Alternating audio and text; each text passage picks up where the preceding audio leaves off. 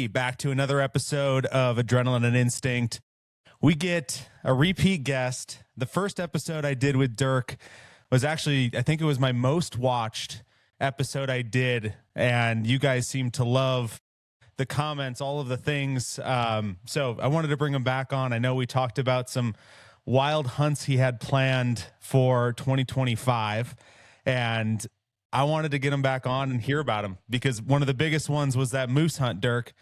Oh, yeah. And I saw some photos online of you and Phelps, so would love to dive in. But first, how have you been? Been good. Been busy. Holiday season, and it seems like 2025 has been a crazy year.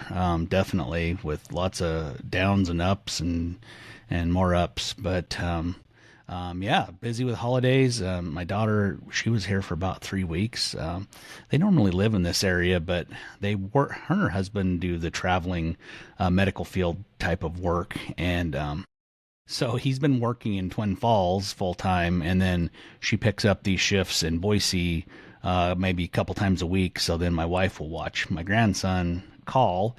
And so we've had her for like 3 weeks around the holidays, and they're back home now. But so it was busy. Is like when they finally left. Not that I wanted them to leave, but when they left, we're like, man, it's kind of nice and quiet because it'd been kind of a radical 3 weeks there. And then I hear you there. Yeah, I don't know what it is about the holiday seasons where it's like the lack of routine gets to me after a while. Like traveling, seeing family, and I'm like, man, I just need to be back. Getting back to the things that I'm used to doing on a daily. Then we had a couple different sets of family come over the holidays, and that always, kind of throws you for a loop. And then my son and his wife, they had a little baby boy the day after Christmas. So, again, world turned upside down, and yeah. So it's been the last part of 2025 has been awesome. Yeah, that's incredible, man. Have you guys been getting a bunch of snow down south at all? No, it's been like record-breaking highs. Like since the 1890s, we haven't had this kind of warm weather in the Boise area. It's crazy. We've been 50-degree weather here forever. I mean, just a couple days ago, we had all the doors in the house open when we had all of our company here because it was just like, man, it's too hot in here. And we opened up all the doors, and it's like, I can't believe it's January. It's usually, pretty cold here, not horrible, but we were like, so we went back to the Midwest. So that's where I'm born and raised, Midwest. Usually, it's going to be freezing cold back there. And we were this one was going to Indianapolis. So usually it's a little warmer over there, but we were like, awesome. It'll be fun to get back. And I'm like looking at the temps, and it's like, we're leaving 50 degrees to go to 50 degrees. Which I'm like, this is unheard of. And I'm a big snowmobiler. So when I look outside and it's just like absolute bare this time of year, my entire soul gets ripped out. It's not good to hear that the southern part of the state with more elevation is encountering the same issues. Yeah, a lot of broken hearts this winter. Right on. All right, let's jump in because I have kind of a couple segments I want to cover with you on this episode. So the first one is I want to get into your year. I want to hear all about the different hunts. And I know you hunt probably more in 1 year as far as like different animals, all the things than 99% of the people do in multiple years. But then I also want to tap into your expertise and go through my elk season and get your take on some kind of very key situations that I had happen. And I would love to hear because they're ones that didn't result in a kill. And I want to kind of hear your take on like, yes, I would do this. No, I wouldn't do this. This is where you went wrong. And I want you to be brutally honest with me because I want to learn. And that's kind of the whole, the whole purpose of this. And then I think nearing the end, I'm sure you're already starting to plan for this coming season. So would love to hear kind of what's on the docket. Sure. So let's start with your season. What's the highlight? All right. Reel? Yeah. So I started out August 29th, I think. Yeah. A buddy of mine drew a really special elk tag here in Idaho.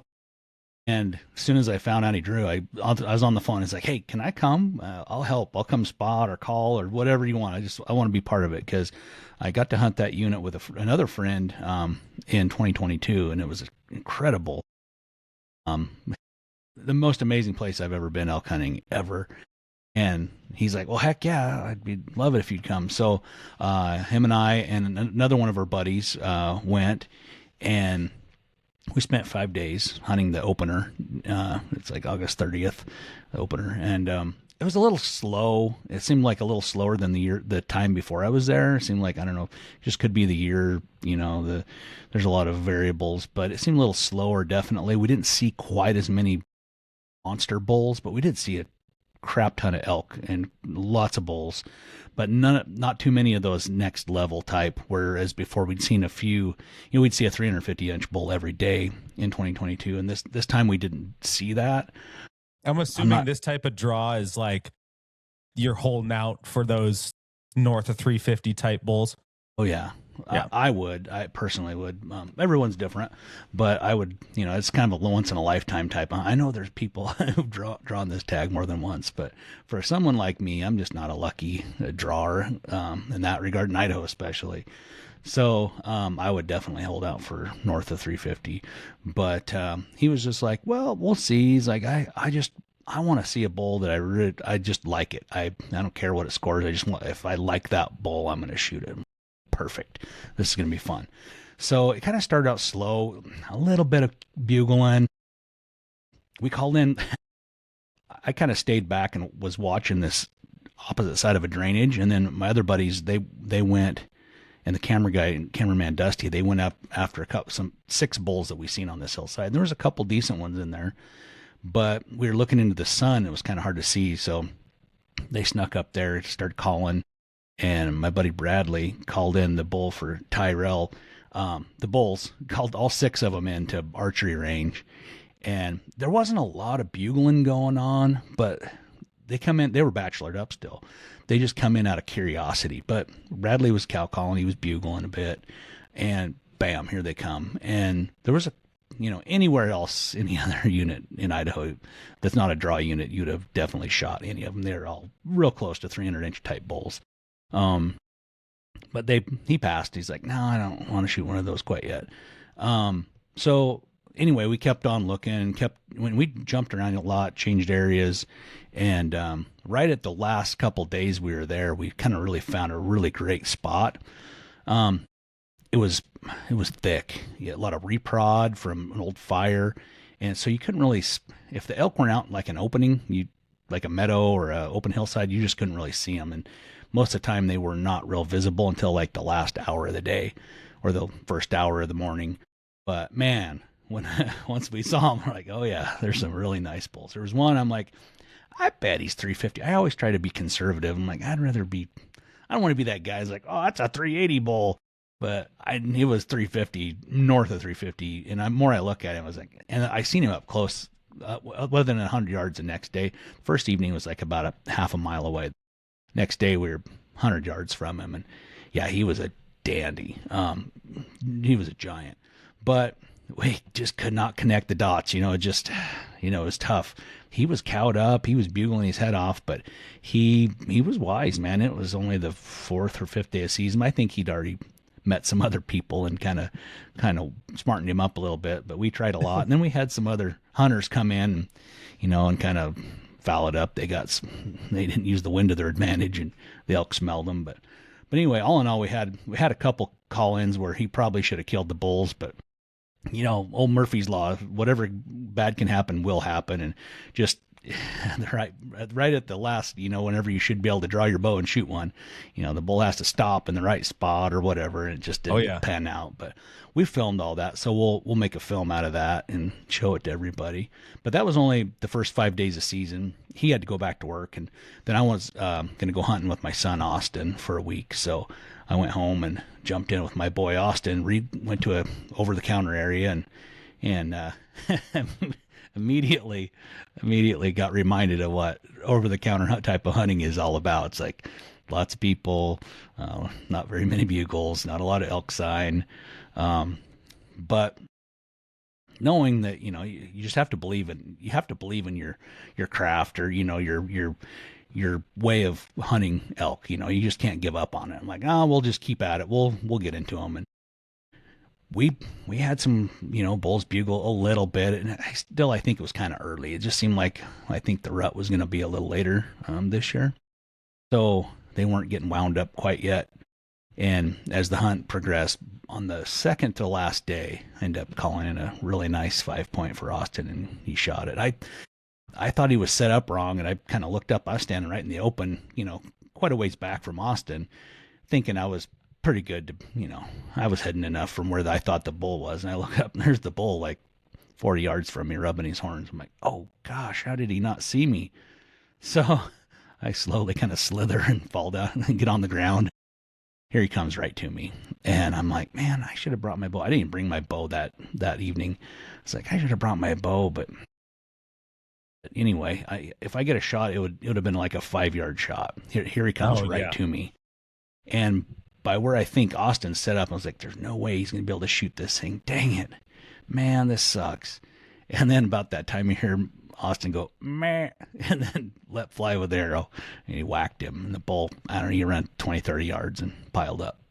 So that's amazing. Yeah, it was awesome. It was definitely an awesome moment. So, do you get to hunt with him very often, or at least yearly? The last couple of years, we've been hunting more. Previously, he's a young guy, and you have jobs, and you've got to work there for a while and build up your time off. And he likes to do other things besides hunt. Like he don't have that crazy. He don't have that thing wrong with him like his dad does. He's a little more civilized, I think, or a little more normal than I am. So he don't put hunting as a priority as much. But the last couple of years, he's kind of been putting it more of a priority. And I think the last 2 years in a row, he's killed a bull. So I think now it's like, it's getting contagious, because then he was already, talking like, hey, what are we going to do next year? Hey, what do you want to do? He's already starting to talk about next year's plans.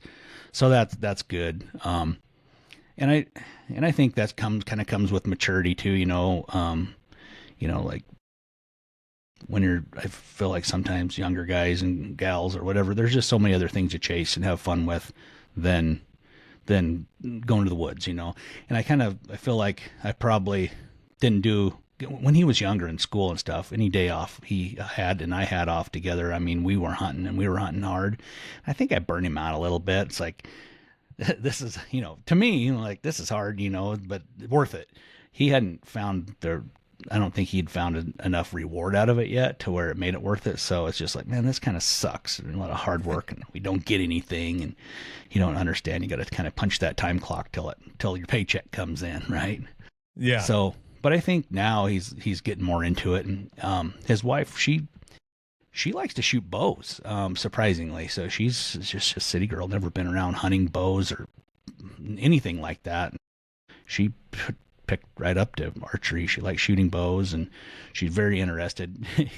She's like, wait, now what do you do? Like this bugling elk, what's that about? And so he's trying to explain it to her, and she's like, so basically you're starting an argument with an elk, right?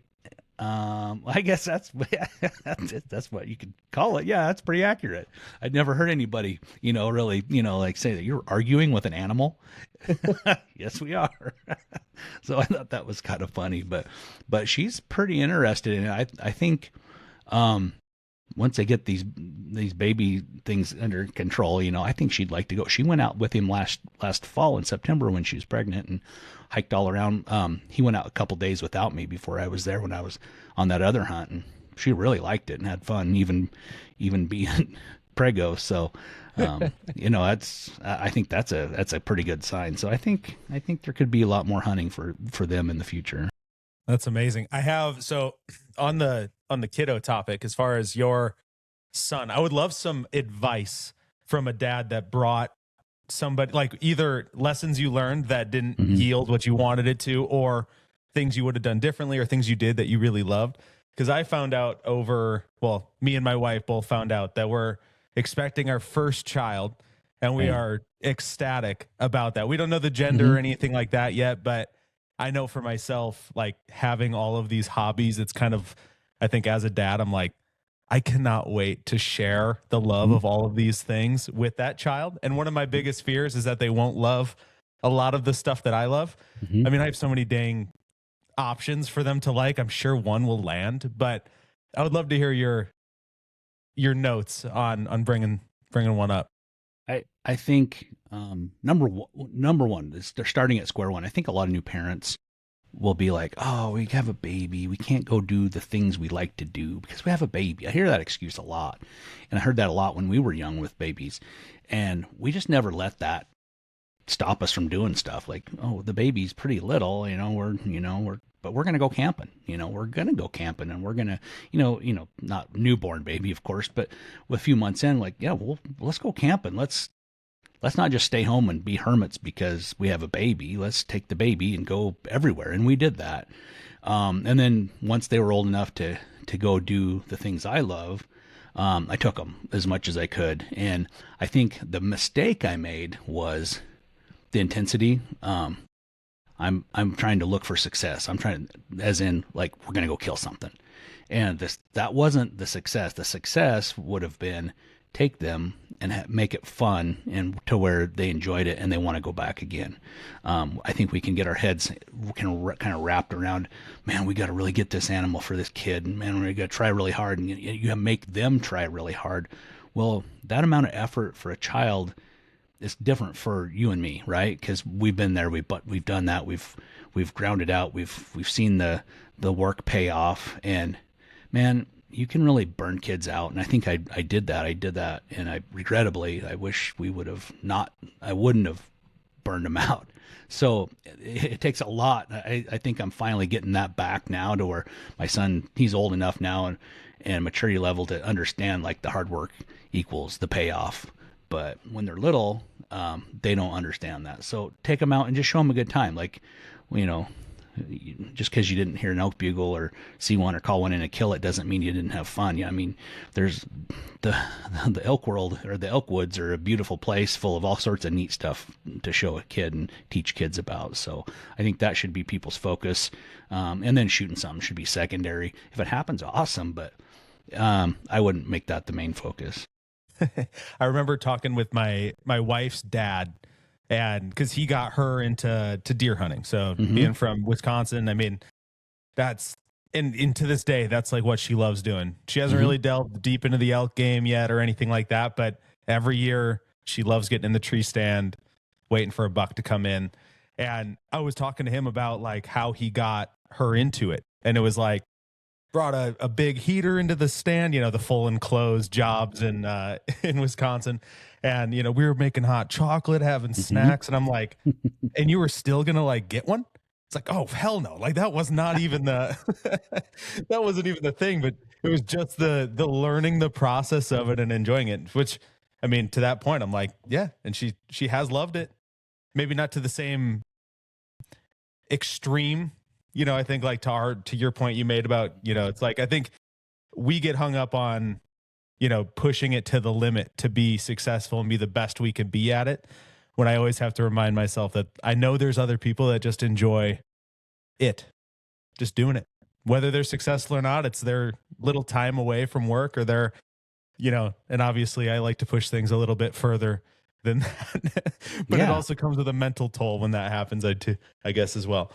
Yeah, my wife has to bring me back to reality a lot, because I'll be like, man, like, for instance, someone will ask for advice on hunting advice, and then I'll see them later and like, well, how did your season go? And they're like, well, not very good. And I'm like, oh yeah, well, what'd you do? And well, I went out a couple times and this and that and the other thing. I'm like, a couple times? Like, don't you have vacation time? Didn't you have, there's 4 weekends in September. I'm like, what are you talking about, twice?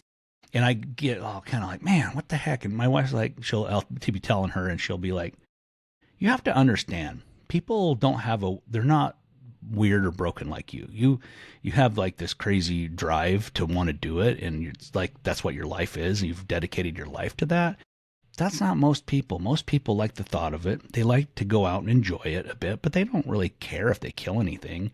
They'd like to, but a lot of them just like to be out there doing it. I'm like, man, That's weird.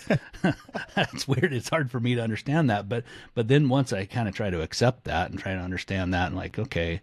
And then if you look internally, it's like sometimes we try so hard, and then it becomes like you start during the struggle, you're like, oh man, this is tough and this sucks. And you can kind of start feeling crappy about the hunt, right? Instead of like, Yeah. wait, back up. Like this has been really good. Like I wasn't at work. I wasn't, dealing with work. I've been out here in the woods in a beautiful place. Like, yeah, let's get back to reality here. Yeah. If we kill one, that's cool. But I think we all have to have that kind of mental check every now and then. I don't remember what podcast I saw it on, and I would give credit where credit's due, but I remember they were talking about like how many people are out there, burning a ton of time in the stand when they're letting their work slide or their home life slide and all of these other things. Yeah. And they're kind of like the reality of it is for a mass majority of the folks that are hunting, it's not the thing paying bills. It's not the thing that's like providing. And I mean, it is with meat, but I think to the point that guy was making was like, some of these people need to like make sure their home life's in check, their work's in check before they go and burn every day off in the woods. And I'm like, I definitely like have this fine line, where like some days I'm like, I should have sent those emails as I'm sitting, in the stand and like thinking like, all right, that's going to have to be something I do when I get off. Or, the YouTube video kind of comes off in the corner when I'm, typing stuff out. And I'm like, all right, I need to focus. And I think that's just where my passions lie. But it's, it's an interesting one. And I think it paints this picture of like thinking about the child bringing he or she into the world. It's like, what example do I want to set for them? And I'm trying to like keep those things in check now, so it's not a game time decision when the actual time comes. But yeah, I think you have to earn your time in the woods with your family. And try to balance that. Put yourself in your wife's perspective, and a lot of times, just speaking from my experience, like ladies, a lot of times they don't have the kind of hobbies that men do that are like a major passion, like that they have to devote a lot of time to, and they kind of get stuck at home doing other stuff, and they get stuck with the kids. Not that being with the kids is stuck with them, but you know what I mean. They're at home with the kids, raising kids, instead of going to do something fun, like recreational. So you have to make sure that your wife has something to do that's fun. And you do with her in the off season. My wife, she'll like to go on a vacation to somewhere sunny and sit on a beach. And I don't like beach sitting. I don't like sitting there. I make about 2 or 3 days of that. I'm like, all right, I'm ready to go. We'll go exploring and things, but that's not my cup of tea, but that's hers. So I go and try to have fun. That way she can have fun. And then also, let her go do girl stuff, like with the girls. Hey, you girls go. She likes to play, she likes to do bingo, or she likes to do some other games, like she liked to go play with her girlfriends, and like, or go movie nights or dinner nights with them. Like, yes, yeah. Go do that. And it's really hard to sometimes convince them, especially when there's little kids in the house, that they don't want to like step away. They're like, no, I got to be here with the kids, man. You really have to like do those kind of things. That way they feel like, okay, I do get a break. And they don't get mad because you're gone for a week or a month. I think Dan Staten says it really good, of making like family deposits, so that when the time comes, you can make the withdrawal, and with having money in the bank still. And I've always kind of like looked at that, where it's like, because I can so selfishly, and man, it happens so quick, but I can fill every minute of every day with something that I like, whether it's wrenching on bikes, side by sides, shooting my bow. Like, I can find something to do at all times, but I have to remember that it's like the other thing is also one of those things I need to make time to do. And man, women are so, all right, I won't like say it with just women, but my wife is so good at putting some of this stuff in perspective for me. where it's like, Yeah. there'll be times where I'm, 15 days deep into elk season. I'm having opportunities. I'm not closing the deal yet, and I'm just like, I'm kicking myself, and all the negative thoughts start coming in. And she's just kind of like, dude, you're supposed to have fun out there. Like, Mhm. who cares? And it's like, man, I guess you're right. Who does care? Like literally nobody else other than me and you are the only two that benefit from this. Yeah. So, and it's like, it's a good balance, kind of brings you back down to earth for a little Mhm. bit. Yep. Absolutely. All right, back to the elk stuff. Sorry, that was a interesting So family topic. yeah. So, and I packed my bow for about 2.5, 3 days, maybe, during September with my son. I wanted him to be the shooter, and then he had to go back to work for a couple days. So Dusty and I got to go out a couple days by myself with him, well, with Dusty, and of course, I didn't have a lot of bugle action those days, which is good. I'd rather have the bugle action on the days Austin was there. That way, it's fun for him. And then, so he got his elk, and then the last day of season, we just slept in and enjoyed camp, and didn't have to rush around and get out of there. We could just wrap things up and head home, and then got home, repacked, and went to the Yukon. I drove my truck from the Boise area clear to PL, Washington, to Jason Phelps's house, and jumped in with him and loaded our stuff in a trailer and drove from there to the Yukon. Watson Lake. And people like, oh yeah, Alaska. I'm like, no, the Yukon is not Alaska, which I think I might have thought that a little bit too. It's part of Alaska, isn't it? No, it's just like British Columbia. It's a province of its own, or Alberta. It's the Yukon is a Canadian province. And I think a lot of people just kind of like they never even thought of it. Like, oh yeah, that's true. I didn't really think of it until I started, talking about going up there. I was like, wait a minute, that's Canada. So anyway, we drove up there. It was like, I don't know, it was 26-hour drive, I think. So we split it up in a couple days, drove up there, got up there, and got to the base camp, and then in the little town of Watson Lake, they got a lodge there, and then jumped in an airplane and on the lake, and got flown back into the bush, probably 100 miles or so into a remote backcountry lake, and dropped off. And we were going to be there, I think, originally it was going to be 20 days. I think we had it shrunk to like 15 or 17 days because we got there a couple days late. Because Phelps, he had did an elk hunt, and if he could stay a couple extra days, he could hunt elk more. So we pushed our days back on the moose hunt a little bit, which was fine. And I got to ask before you get further into the story. Yeah. So for the flying in, because I think this is one where it's like, it's really romanticized on YouTube and everything else, and it's super high on my bucket list. But like when you're planning for that kind of the fly in, like I know weight is a massive thing, making sure the gear is at a certain poundage so you can bring food and all of that. Like how calculated is all of that stuff going in? Well, they told us you can bring 70 pounds. And that includes all your hunting gear, your backpack, gun, all that.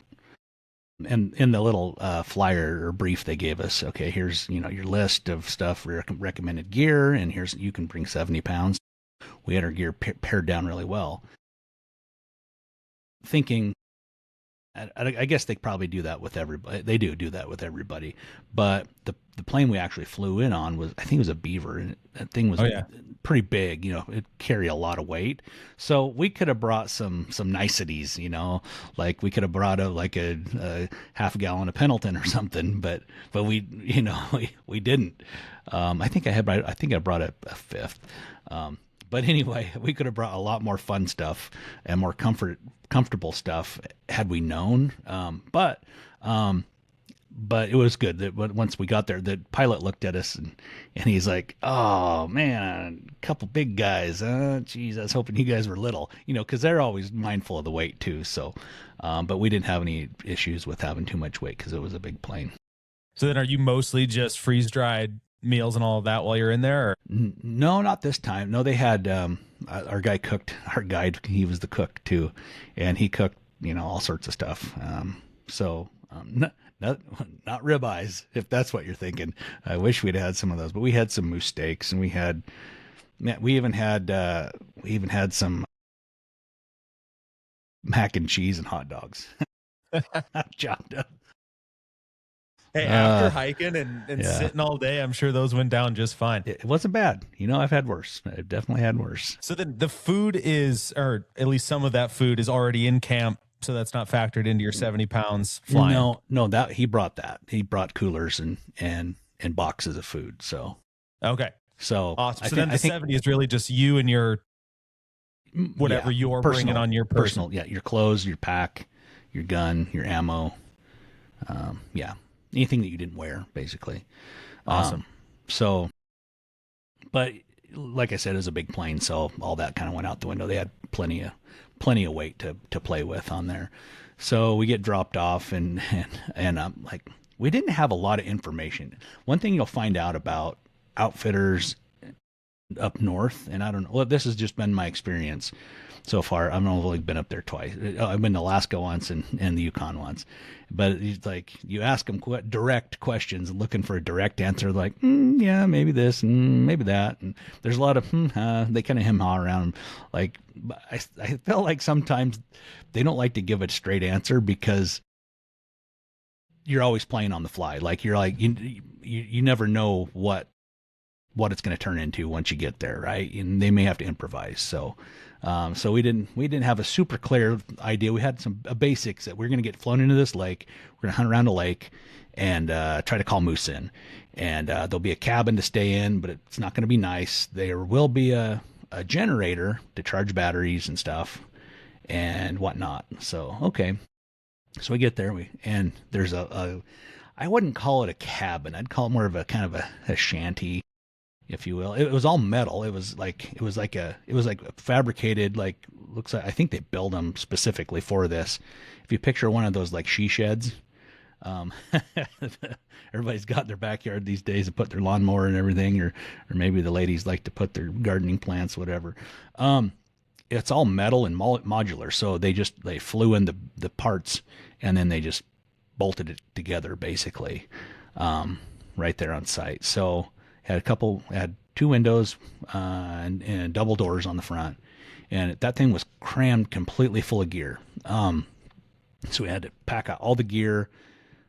If anything, we had too much gear in there, right?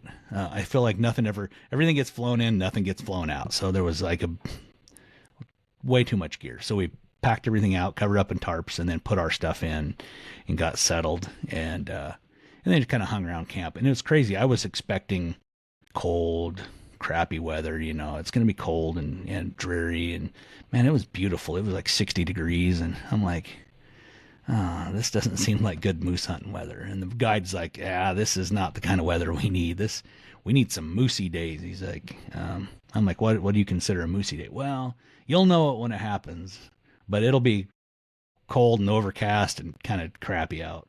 And he was right. The days that you're like, man, this really sucks. I wish I was warm and not cold and freezing and getting rained on or snowed on. Those are the days that we saw moose. The days that it was really beautiful and it was a pleasure to be out and about, we didn't see anything. It was great because we had a few nice days, and then we'd get a moosey day, and then you get a couple nice days, and then you get another moosey day. But every time we get a moosey day, we would see a bull. And so this lake was kind of banana shaped. It wasn't straight and it wasn't round. It was kind of banana shaped, kind of long. So we'd call it one end first thing in the morning at first light. Well, the guide would get up, he'd get up before us and he'd go outside, take a leak and start bawling like a cow moose. And then he'd come in and make coffee and breakfast. And then he'd do it maybe a couple more times. And then by the time we got up and got around and got ready, you're listening to see if you hear a bull answer. Because, the chances of a bull walking by looking for a cow is very high. We're right in the middle of it. We heard a couple bulls a couple different mornings, but we never could turn them up. But anyway, we'd jump in this little boat. There's a little 14-foot Lund boat with a 5-horse motor on it. 4 guys in it. So Jason, myself, the guide, and the camera guy. And we're going, we didn't go very fast on this lake, right? You're just kind of putting along. We go to the north end, do a bunch of calling, and then go to the south end, do a bunch of calling.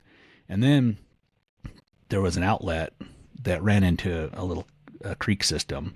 And after you got out this outlet a little ways, another creek ran into that. So we the first trip on the creeks, so the guide would get out in his chest waders and would drag the boat through the shallows of this creek. So we'd have to get out and walk along the bank, and he'd drag it through, maybe a quarter mile of really low water until we got to the next part where we could all get in and fire up the motor and keep on going. And we'd kind of go up there, and whenever it'd get in a good looking spot to call from, we'd get out and do some calling. We had to cross on the kind of I think it was a kind of a southwestern fork of this creek that we went up first. And man, we got way up in there, and then we started hitting beaver dams. So we'd have to pick up the boat and drag them over the beaver dam and into the next slack water, and then go again. But we didn't really hear any moose up in there. I don't know. I think there could have been moose in that area, but I don't think our calling locations, either we weren't hearing them or they weren't hearing us, maybe. But and it was a lot of effort to get in there a long ways. But the other tributary there was great.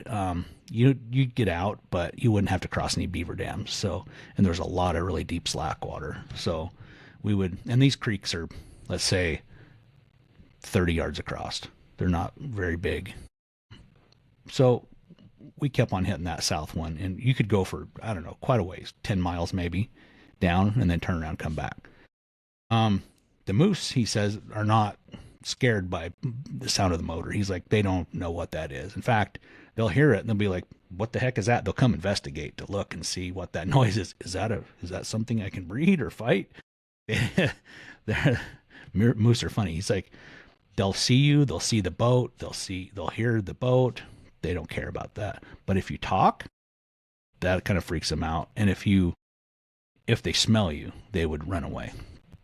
So anyway, we would go and hit these same spots every day, call in these same locations that seemed like, remind me of like calling elk, really. You go to the most likely place for your calls to penetrate out through the forest and go the furthest and hear a reply from the furthest distance.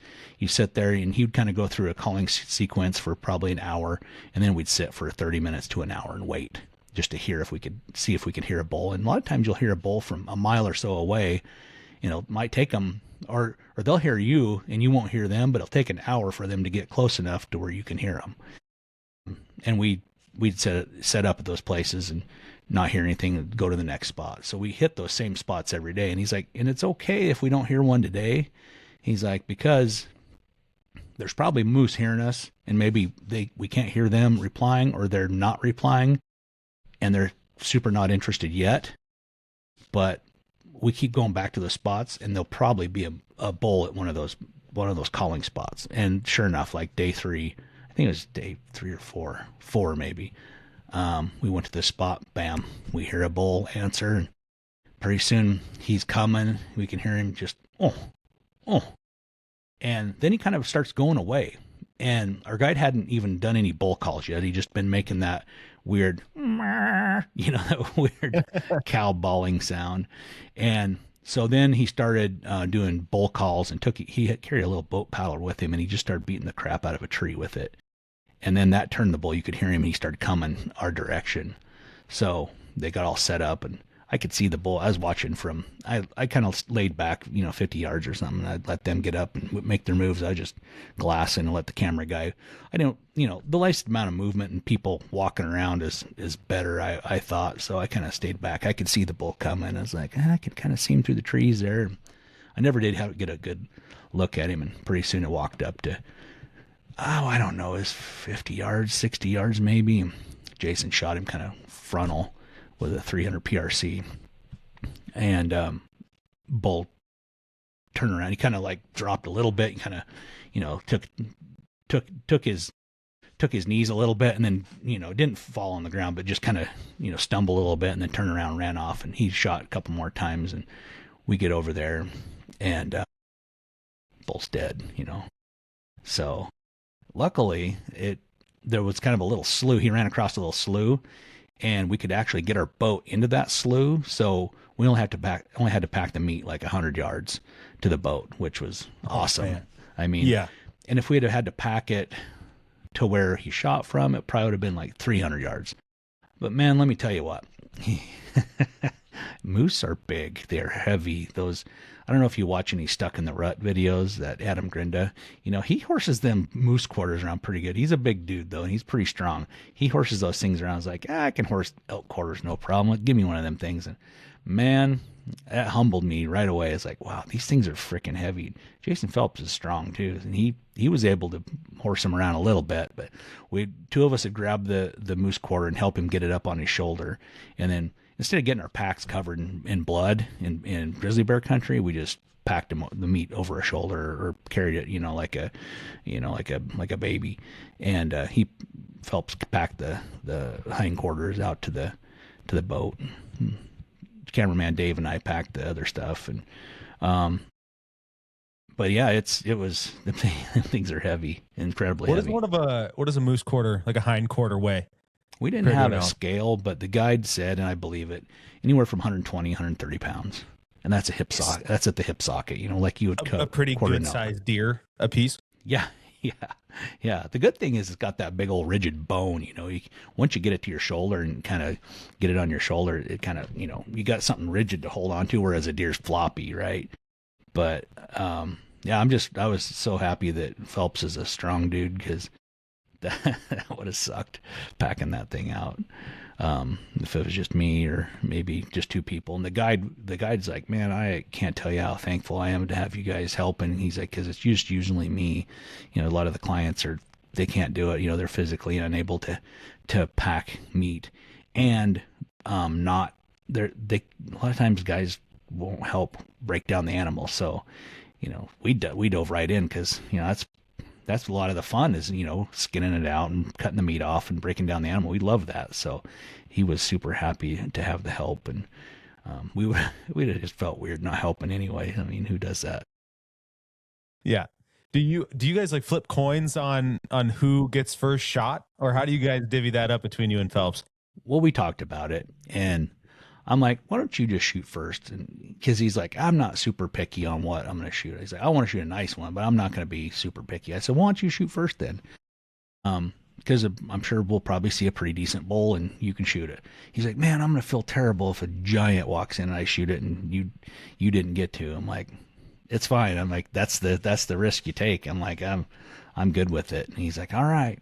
So he got his bull and he was happy with it. It wasn't a giant, but it was a nice bull, and he was super happy with it and was like, all right, good. And that was like day 4. I'm like, now I got tons of days to hunt. I'm like, ha, sucker. Now I can be picky.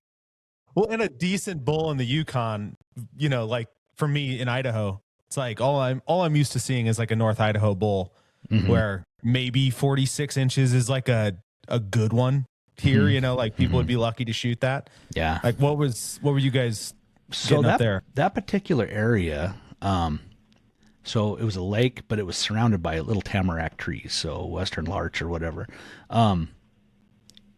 So the area is not known for wide moose, like typical, like an area where it's a lot more wide open spaces with a lot of brush and less timber. A 60-inch moose is kind of like that, what you're really looking for. In some areas, it has to be a 60-inch moose to shoot it, like I think in Alaska in certain areas. But there we didn't have any restriction on width or anything, or brow tines or any of that stuff. But typical, like a good bull there is 50 inches or better. So I think Phelps is 54 or something like that, and had good awesome. Wide paddles and good mass, and it was a good mature bull. So he was super happy with it. So then we went a long day, quite a few days. I think that was day 4. We didn't see another moose until day 7. We had a lot of nice, pretty days in a row.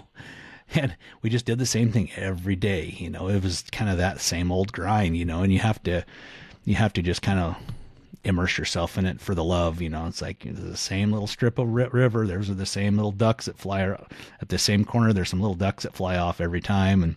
But you just have to, you have to enjoy the hunt, right? You can't like get wrapped up in like, man, we need to kill something. Hurry up and kill it. Like, man, this is just, beautiful weather. Like, I feel like most people don't get that kind of weather. I don't know, maybe not, maybe I'm wrong. I just feel like I felt like we were gonna have crap weather the whole time, and it's like, man, this is so beautiful. And look at us, we're taking a boat ride every day in beautiful weather in this place. Like, this is awesome. You keep that mindset, that way you don't like think, oh, we should be killing moose. And then knowing that as soon as the weather turns again, the system's going to work. Like the process, the guide's process for calling in moose is going to work again. And sure enough, day 7, we started calling and call in a bull. I think that day, let's see, that day actually we were driving down the river, or floating down the river, and we seen a moose laying on the bank. Phelps was like, hey, there's a bull. And he was laying in the tall grass next to the riverbank, and he was a big one, quite a bit bigger than Jason's, just a dandy monster. Wasn't 60 inches by no means, but very, very nice bull. And so we put it over to the opposite side of the river and get out. And the guide's like, I think we can just move up along the bank here until we get kind of parallel with him. And he was I had some trees blocking him if he was to stand up.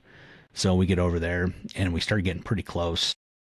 And as we're walking and gaining ground, guide's he's making, bull moose sounds. He's grunting, oh, oh. And then he's kind of walking. He'd kind of take 2 steps. He'd kind of sway, and he'd put the paddle up over his head, kind of like you see on Jim Shockey or any of those moose hunting videos. And that bull, he was watching. You could see his head turning and watching us. And then we got to a certain point, and he stood up. But he was just kind of watching, and then the wind changed and blew at our backs. That thing smelled us, and he was gone. He took off running. And I thought, oh, he'll probably run a little ways. Like Idaho moose, I've seen, my whole life I've been around moose a lot. They'll run a little bit, and they'll always stop and look at you. He did not stop. I thought for sure, I'm like, I'll get him when he stops. He didn't stop. I could have shot him in the butt or the rump or the, in his shoulder hump, kind of hard quartering away. I could have shot him. He was big. But at that moment you think, I'm not here to take some crap shot. That animal deserves so much more than somebody shooting him in the ass and then trying to finish him off. So I just I'm not taking that shot immediately. Just never even thought I would take that shot. I could have, but I would not ever take that shot. Waiting for him to stop and get a good broadside shot. He never gave it to me. He was even running broadside a little bit. I was like, I'm not gonna shoot that. And plus, you draw blood. That's your moose. Whether it dies and you find it or not, that's your moose. You draw blood. So it keeps people honest. I think that would take risky shots, but I'm like, we're trying to make a film here. We're trying to make a feel good film. We're trying to show what this moose hunting is all about, and we're trying to show how to do it right and ethically. And it's, of course, everyone has their own ethics and sets a bar, but I feel like we want to show something we can be proud of. Loophole, was one of our main sponsors. They sponsored most of this hunt for us, and I want something that Loophole could be proud of and show everybody and share on their channel to be like, yeah, those guys did it right. So no bad shots. And so we're like, oh man, that thing was huge. Dang it. Oh man, dang, what? And the guide, he was crushed. He was just like, oh man, we should have stayed back by the boat, and we should have just waited for him to kind of get up. I could have probably shot him right from the boat, right at the edge of the water. I could have probably shot him in the head or the neck. I mean, he wasn't going anywhere. Is it legal to shoot from the watercraft? You can shoot from the watercraft even, as long as you're not any forward momentum. So you'd have to, be stopped, which that's kind of a tricky shot. I mean, that sounds, oh yeah, it's just shooting from the boat. Well, I don't know if you ever sit on a boat. I mean, they kind of move around and rock, and if Yeah. anybody breathes weird, it moves the boat. So, but I didn't want to do that. I'm like, it's all good. I mean, we're going to find another one, and it's all going to be good. So we got in the boat, drove around the corner. There was another bull standing on the bank, a real young one. And he just like, "Arr." I think he might have heard us, calling, and he's looking at us, and finally he runs off. And anyway, that was a cool day. And then, I can't remember if it was the next day or maybe it's day 9. We went to the north end of the lake. We'd been going to the north end of the lake every morning, got to the north end, got out of the boat, And as soon as we got out of the boat, Jason goes, "There's a bull." And there was a bull. You could just barely see his snoot and his antlers sticking out of the timber there, and he was watching us. He'd heard the boat pull up because we'd been watching that bank with binoculars as we were driving, and we couldn't. There was no moose out, but he heard us over there banging around, getting out of the boat, and he's like, "Oh, what's that?" And so we all get set up, and the guide, he starts calling. Man, pretty soon that bull comes out, exposes himself completely, starts walking broadside over there. I'm like, "Do you think he'll cross the lake?" He's like, "I bet he will. It's not very deep right here." Pretty soon here he comes, and he walks, and it's 300, 400 yards across the lake at this point. It's kind of a little bay area there in the lake. And that bull walks all the way across, and it was probably knee-high water for him, and walks all the way across to like 60 yards from us. He just comes all the way, put on a heck of a show. And he was kind of an immature bull. He was like one that you'd shoot on the last day. He wasn't so small that there'd be like, yeah, you do not shoot that.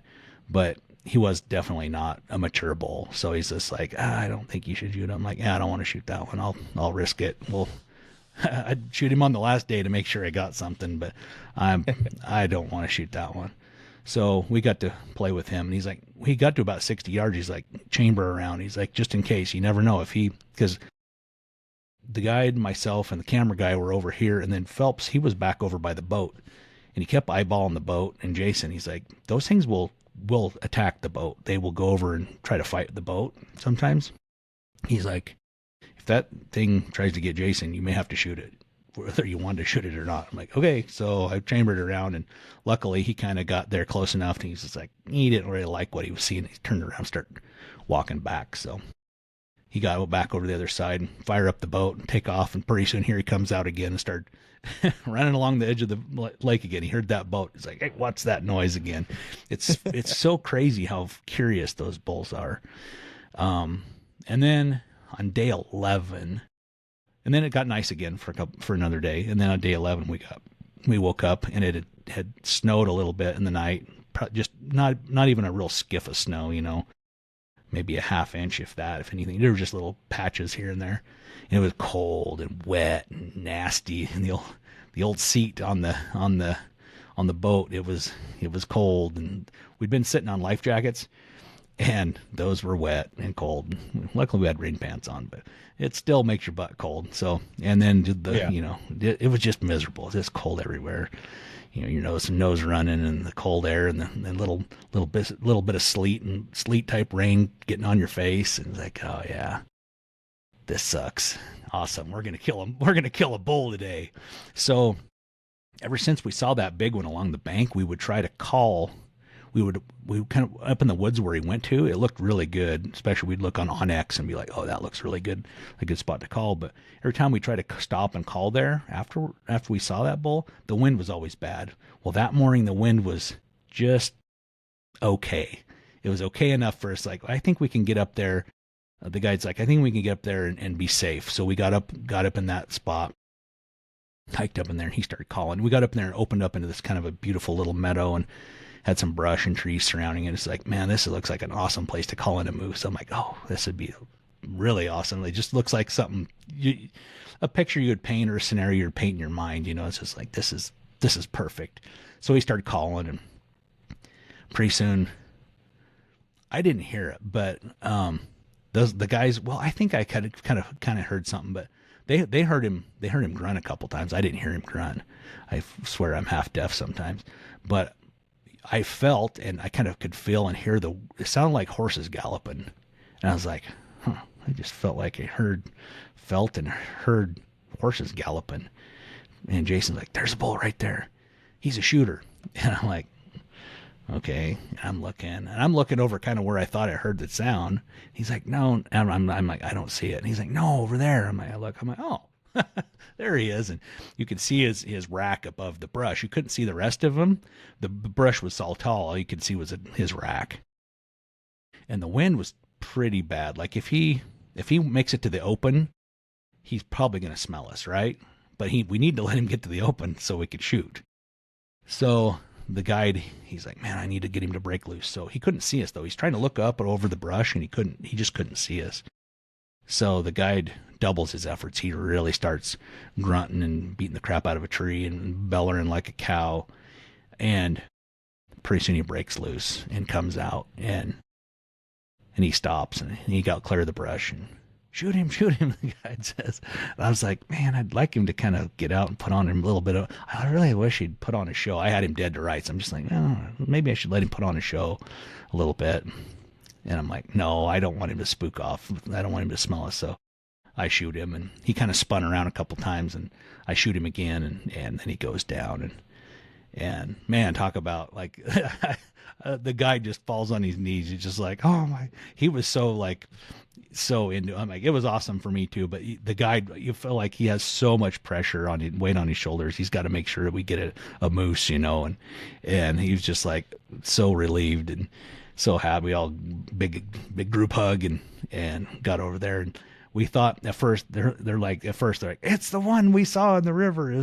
We got him. And we got over there. It's like, it wasn't the same bull. It was different. My bull's super narrow. That other one that we saw in the river was really wide.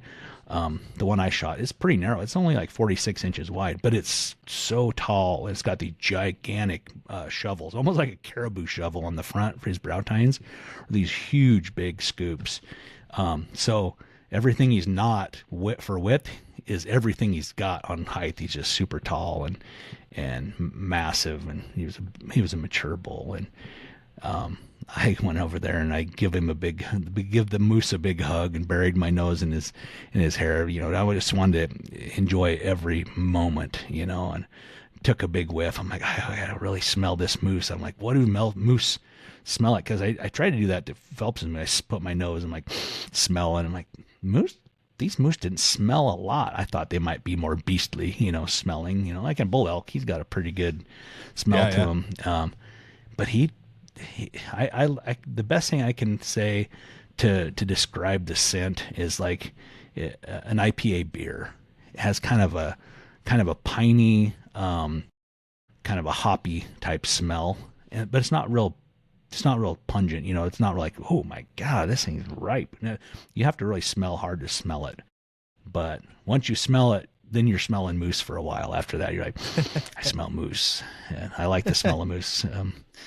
But so we broke him down, got pictures and video, and broke him down. And it was probably a 600-yard pack to the boat. So we boned it out instead of packing the bone in quarters. And I kept on working on the head, cutting the head off and skinning his face off. I didn't keep the cape for a mount. I don't have room for a head mount. I just wanted to do a Euro anyway. I think those look cool. So by the time I got the face and everything skinned off and cut off the head, then those guys already had the meat packed. Right as I got done, they pull up, well, we're done. And Phelps, the oldest trick of the book.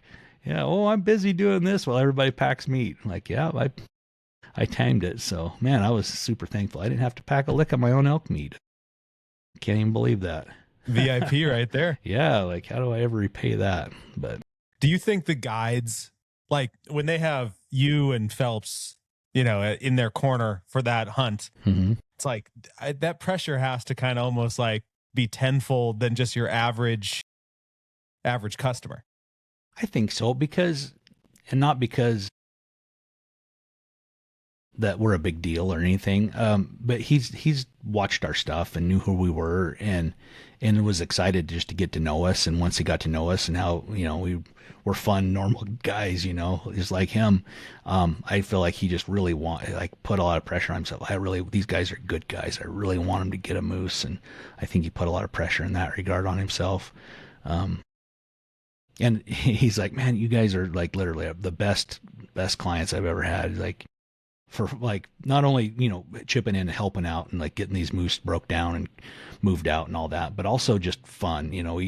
We had a lot of fun. We didn't take anything too serious and cracked jokes and there's so many one-liners and so much silliness and shenanigans. And, I'll say sometimes I've got a sense of humor that's kind of got you either kind of get it or you don't get it. And some of the references I got a lot of like references to music or television or pop culture from the 80s and different things. And a lot of people, huh, I don't get it.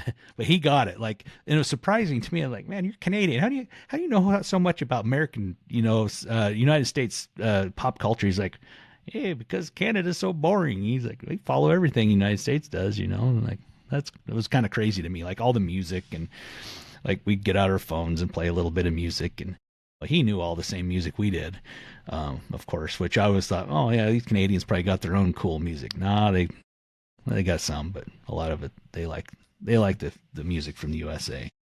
Yeah.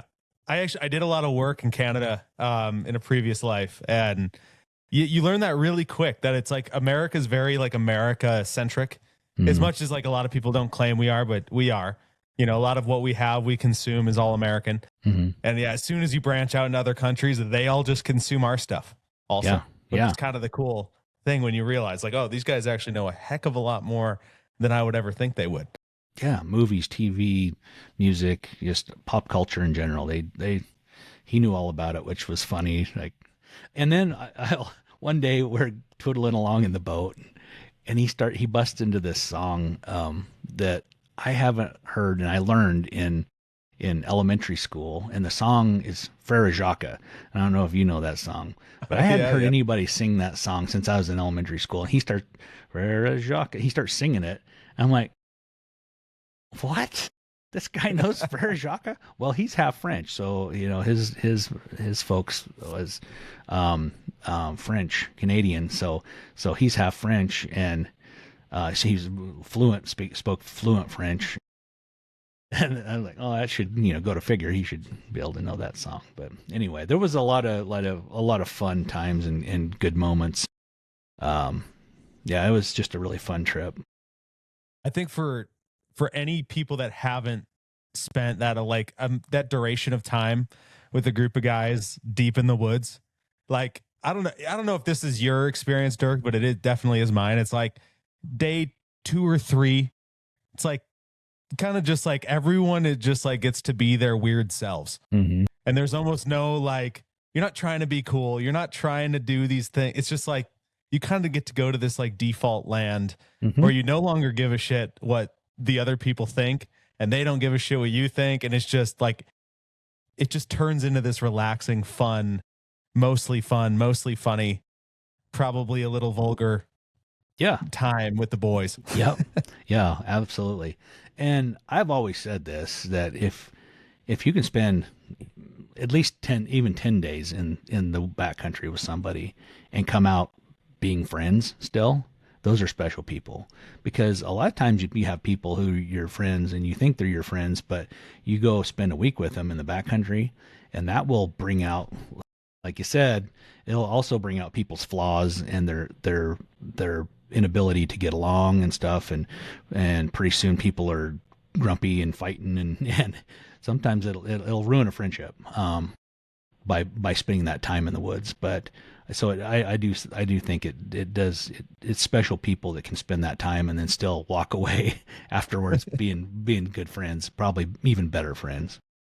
Absolutely. All right, so I know Loophole kind of sponsored that, but do you know roughly, like, if others wanted to do a hunt like that, like what kind of cost is associated with something like that? I don't even want to say it. It's it's a lot of money. It's an embarrassing amount of money, and I would have never been able to afford it in a million years. And I mean, I could have started saving a long time ago. I'm a blue collar guy. I don't make a lot of money, and I'd had to save for a lot of years to afford that. And it seems like about the time COVID hit, and then moose hunting prices went up again. Then you'd have had to start keep saving some more. Like, you'd have been like, all right, I got enough. And then like, oh, they just moved, I got to save another $10,000. The number in my head that I know, like, is kind of what everyone tells me. Like, if you want to go have a guided trip in Alaska, like, you're going to be spending about 20 grand. Yeah. There's more than that. Is that more than that? More than that. Dang. Yeah. That's like the thing. You hear the hunts and you're like, man, that sounds so good. And then, I mean, that's why it's like, I'm still over the counter stuff in North Idaho. Yeah.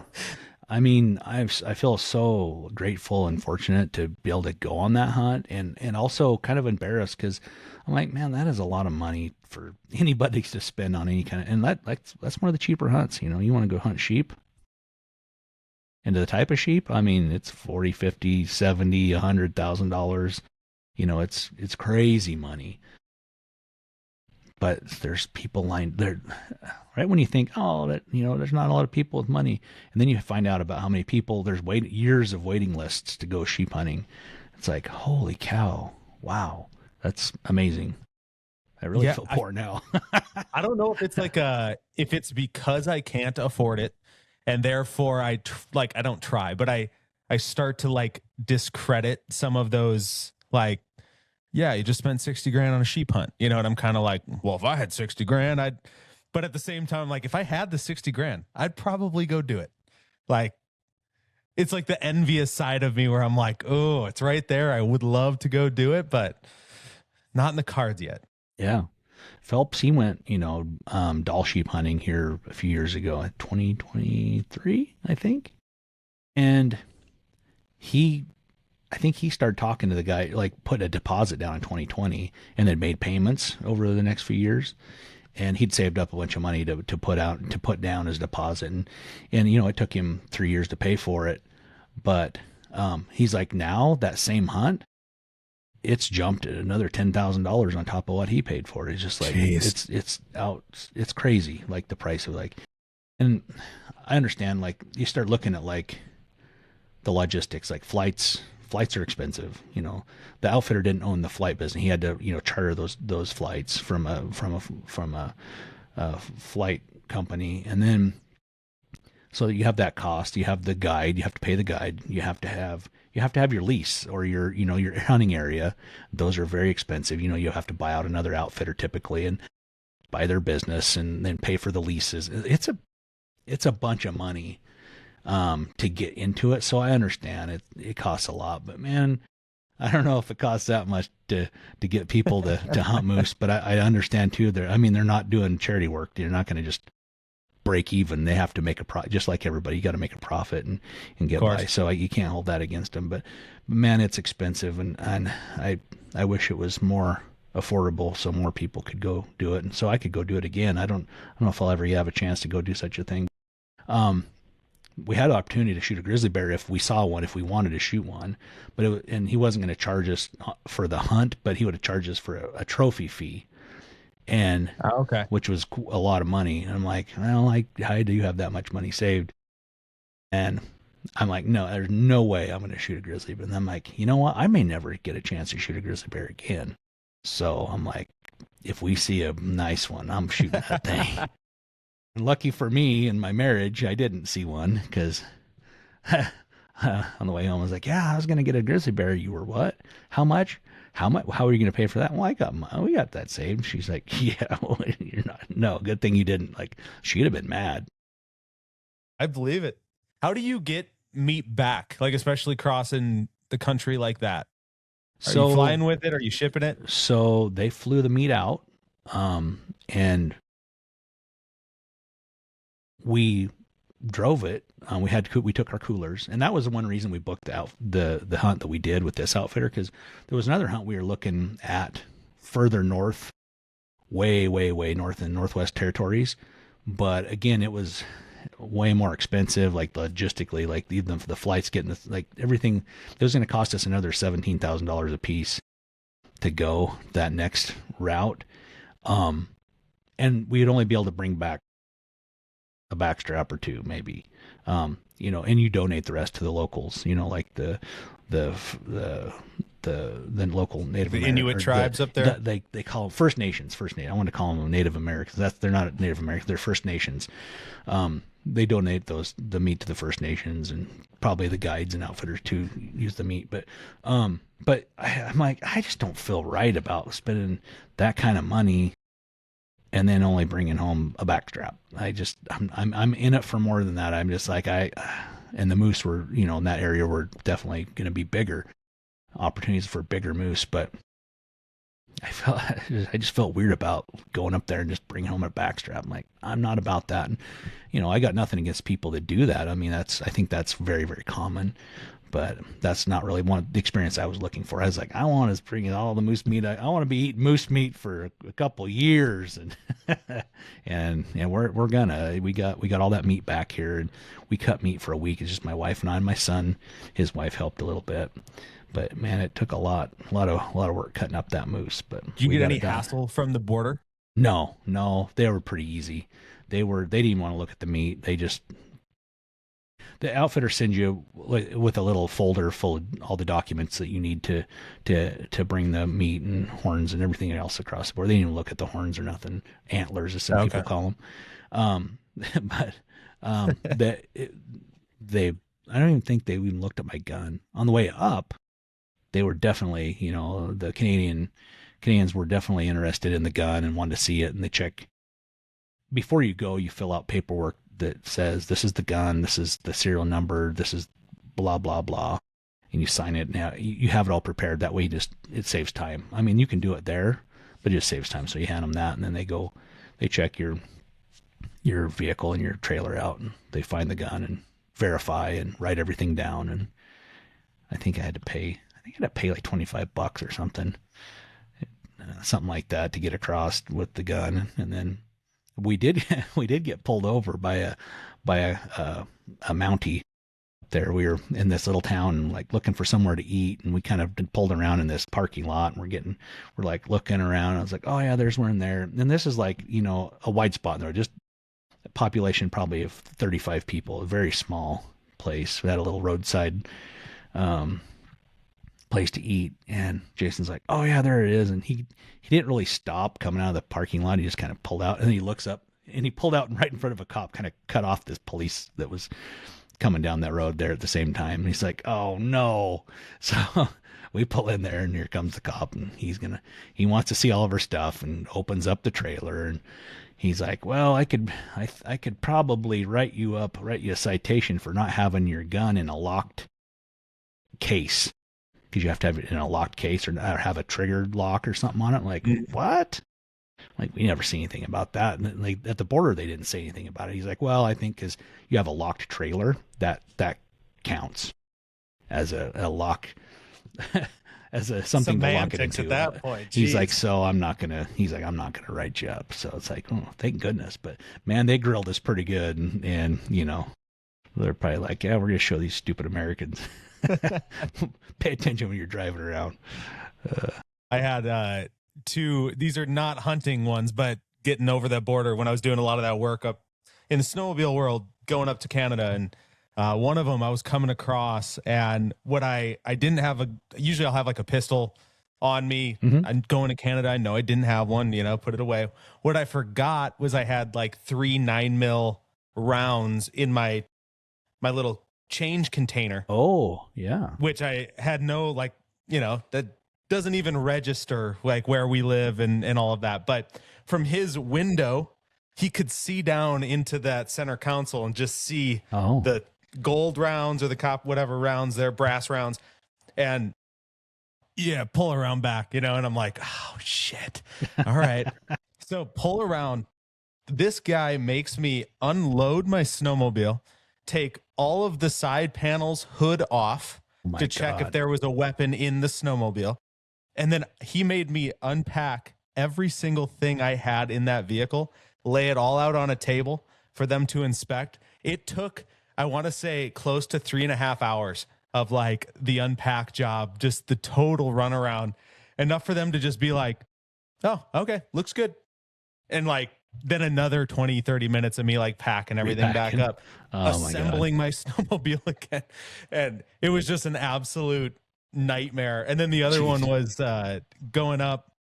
My one buddy who also just spends a ton of time in the woods. And I mean, when you're just not used to going north, like he ended up having a pistol on his person. Oh, and so we're like getting close to that border just north of Bonners.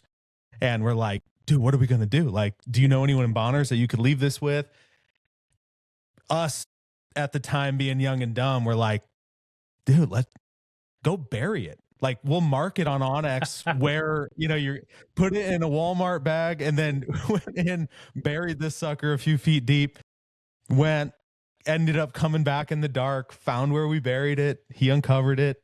It worked out flawlessly, but it was just those little ones. And then I think ever since that snowmobile incident, every time I've gone over the border, my account must be flagged or something. Oh yeah. Because they have always gotten me to come in, have to kind of do the whole interview with them of what I'm doing there, show them all the receipts.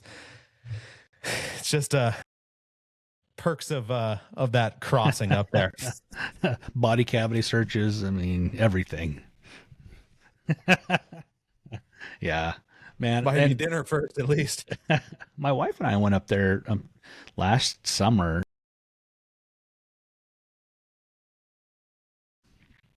Went across the border. We had no hassle, but you read about it like, oh, we took our dogs with us, and they're like, well, you have to have the proof of their vaccinations and this, that, and the other thing, and yada yada. So we had this big binder full of stuff, and the Canadians didn't want to see it. Coming back in the USA, they asked us, hey, do you guys have your stuff? And they're like, yeah. And they're like, okay, cool, see you later. They're like, we don't need to see it, but as long as you said you have it, you're good. They were super loosey goosey about it, but we were driving a SUV, and we looked like tourists, right? We didn't look like some guy that might have guns in his vehicle too. So did you guys cross the one north of Seattle there, or north of Bellingham? Yeah. So that one kind of, I'm sure you saw it, but it has that kind of like gateway area where it's almost like it looks like a little park in the middle of it. So what I didn't know, so when I lived over on the west side, I had bought a mountain bike from somebody in Canada that I met up at Whistler. And he was like, because I was kind of like, dude, I don't want to have to pay like duties on this thing. And like, they're going to question me if I left without a bike, I come back with a bike. And he's like, oh no, we'll just meet at this spot. And I'm like, at the border crossing, you want to meet me there? Like, okay. So he's like, no, I've done this many times before. Meet me in that little circle. I walk in on the American side. He walks in on the Canadian side with the bike, exchange money. We both go our separate ways, never actually having to cross the border to get in. No. And I was like, there has to be so many rules against what we just did. And I just told it live on a podcast, but I'm like, that's some crafty stuff. Hey, the Crown wants their money. They're going to come after you. Their monopoly money. Yep. We'll get it to them. All right, let's switch a little gears because I don't want to keep you too long. And are you good on time? Okay, so I want to jump into the elk season because I think your expertise is really, really going to help me. But I think this year what I struggled the most with was being aggressive at the right times. I felt like kind of as the season started, it was like, I don't want to blow these elk out of this area. So I was like hyper fixated on wind, which I know you have to be, but those marginal wins, where it's like, it could not, but those are those ones where it's like, it could have been a 50-50. I run in and they don't even know what happens and I can get in, to bow distance. But I noticed I was holding back a lot more kind of with the thought of there will always be tomorrow. And I'm curious on like your rule with being aggressive in those scenarios. Like, are you worried about blowing them out of the country because you have an opportunity at your fingertips? Or are you thinking about kind of a longer term? And I had a lot of the season to hunt. So it wasn't just like a 10-day, if I blow them out day one, I'm never going to find them again kind of situation. I'm a bit of a gambler in certain areas, but I do have a rule. If the wind isn't good, if the wind is not in my favor or kind of fickle, I typically won't risk it. I'll just wait, and I may not wait. I may wait for 3 hours. I may just get back out and get to a point where if the wind gets weird from my position, there's no way these elk are going to smell me. I'm going to back out for 2 or 3 hours until the wind gets right. And then I'll go game on again. If they were in a spot that was like super to their advantage. Let's say I was hunting like open country elk, and if they were in a spot that was way too open, um, I would just put it on pause. I'd just watch them. I'd watch them until they moved into an area that was where the odds would be in my favor.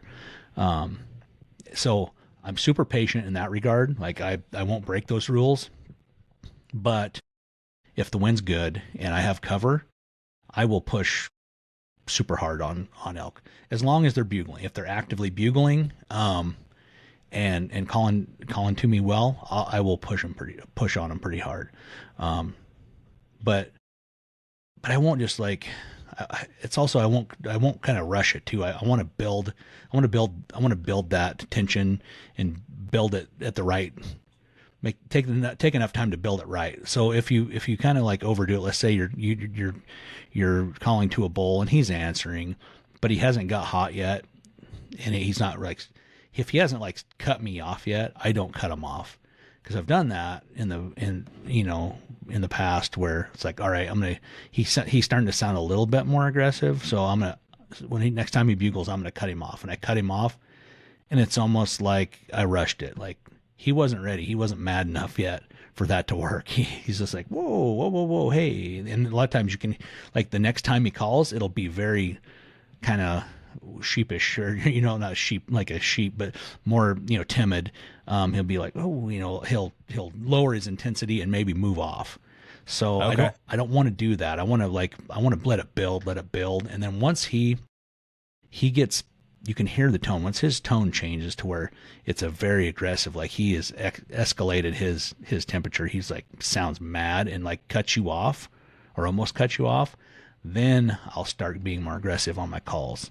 And that seems to work pretty good for me. Okay.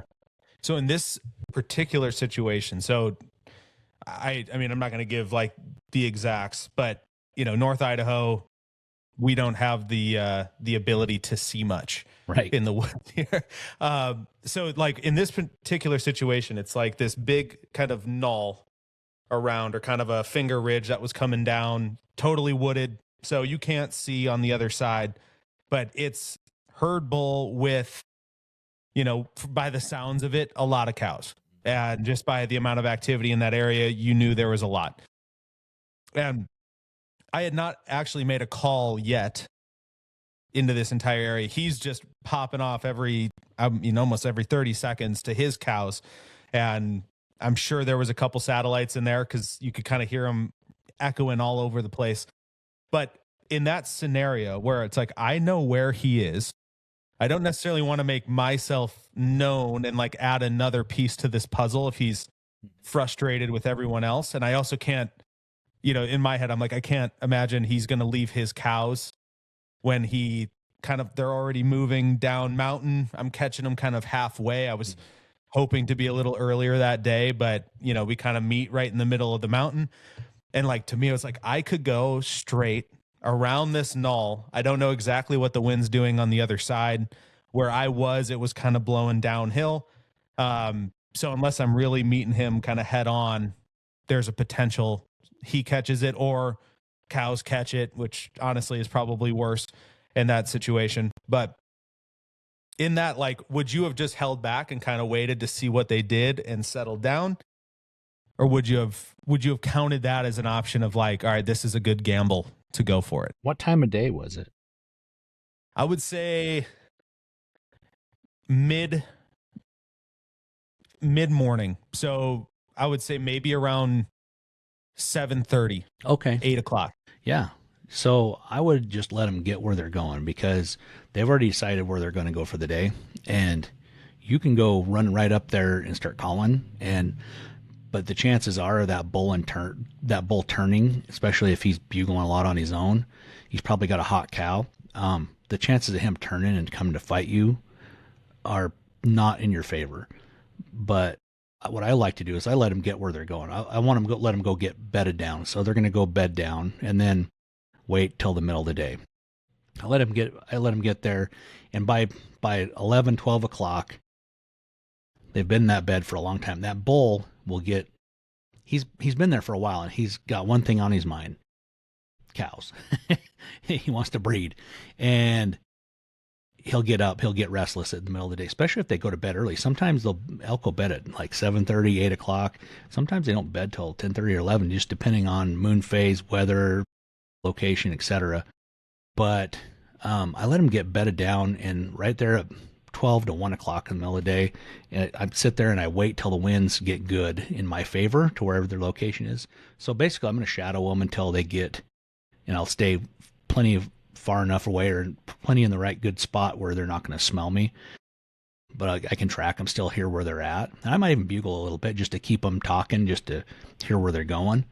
And then once they get settled, then I'll start slowly making my approach to where at 12 to 1, depending on the wind, is how I'll make my final stand, where I'll get danger close, as far as like I want to slip into where their bedding area 100 yards or less, preferably less.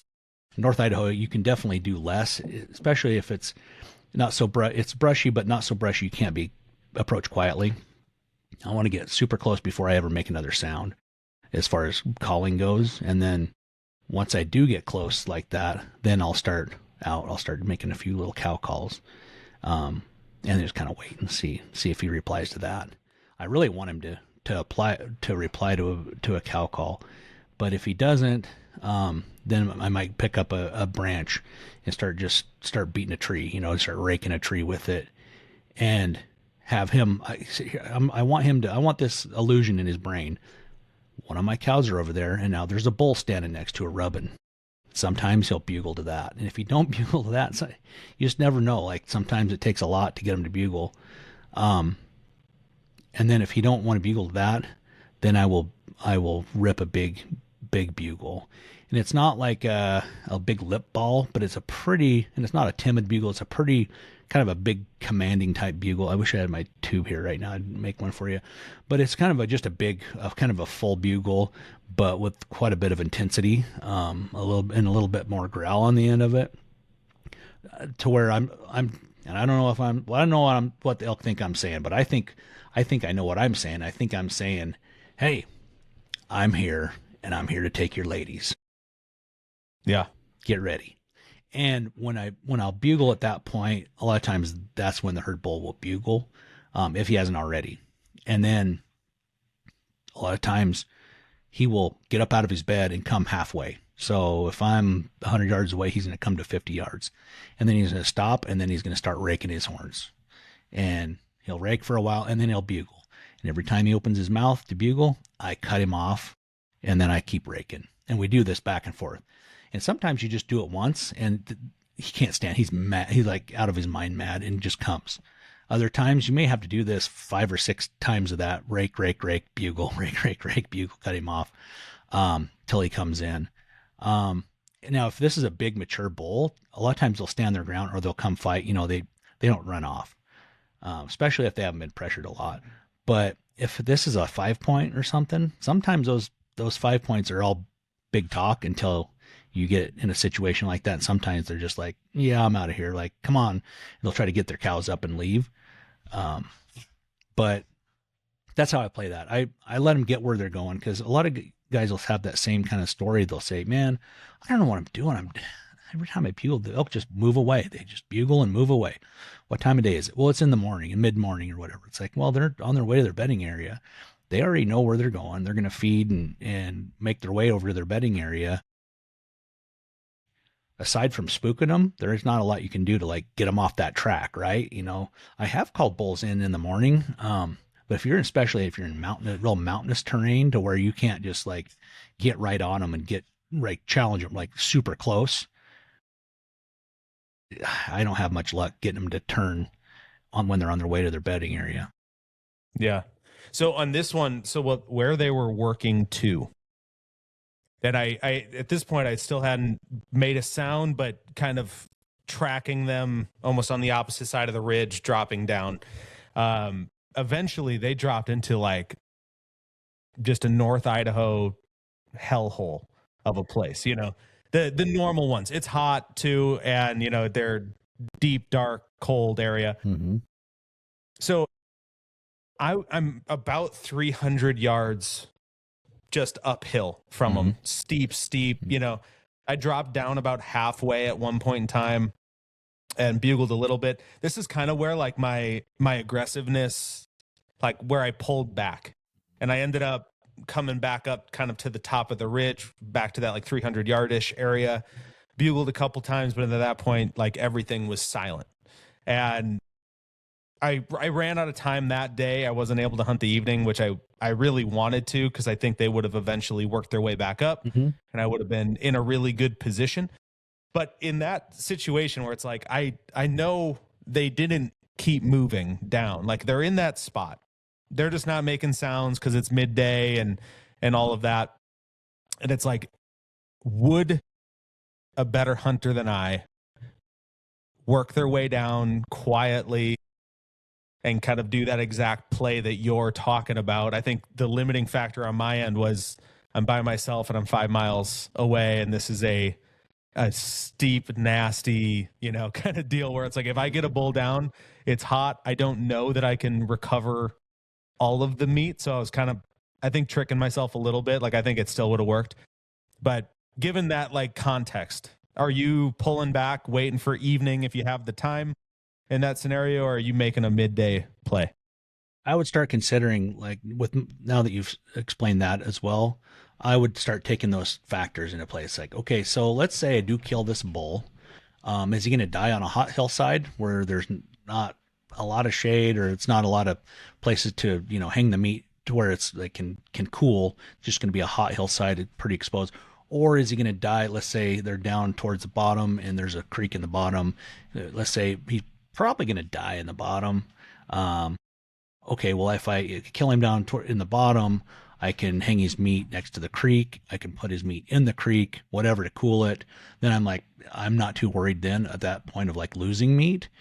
So then you have to figure, okay, if I straight down this hill 300 yards from me, do I really want to go straight at him, or do I want to kind of circle around and kind of come in on the same level as him? I typically like to move on the same level.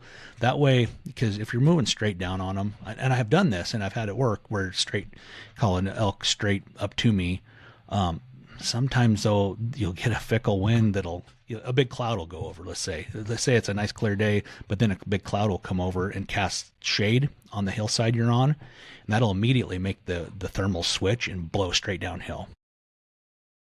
Now, I don't want that to happen. So if I'm straight above him, I'm screwed, right? But if I can circle around, I'm pretty sure he's on this contour line down here. I can instead of going straight down on him, I'll go over to the left, right, whichever direction makes the most sense, down the ridge a ways, and then kind of hook back around and come in on that same contour line as where I think they're at. I would definitely do that. Okay.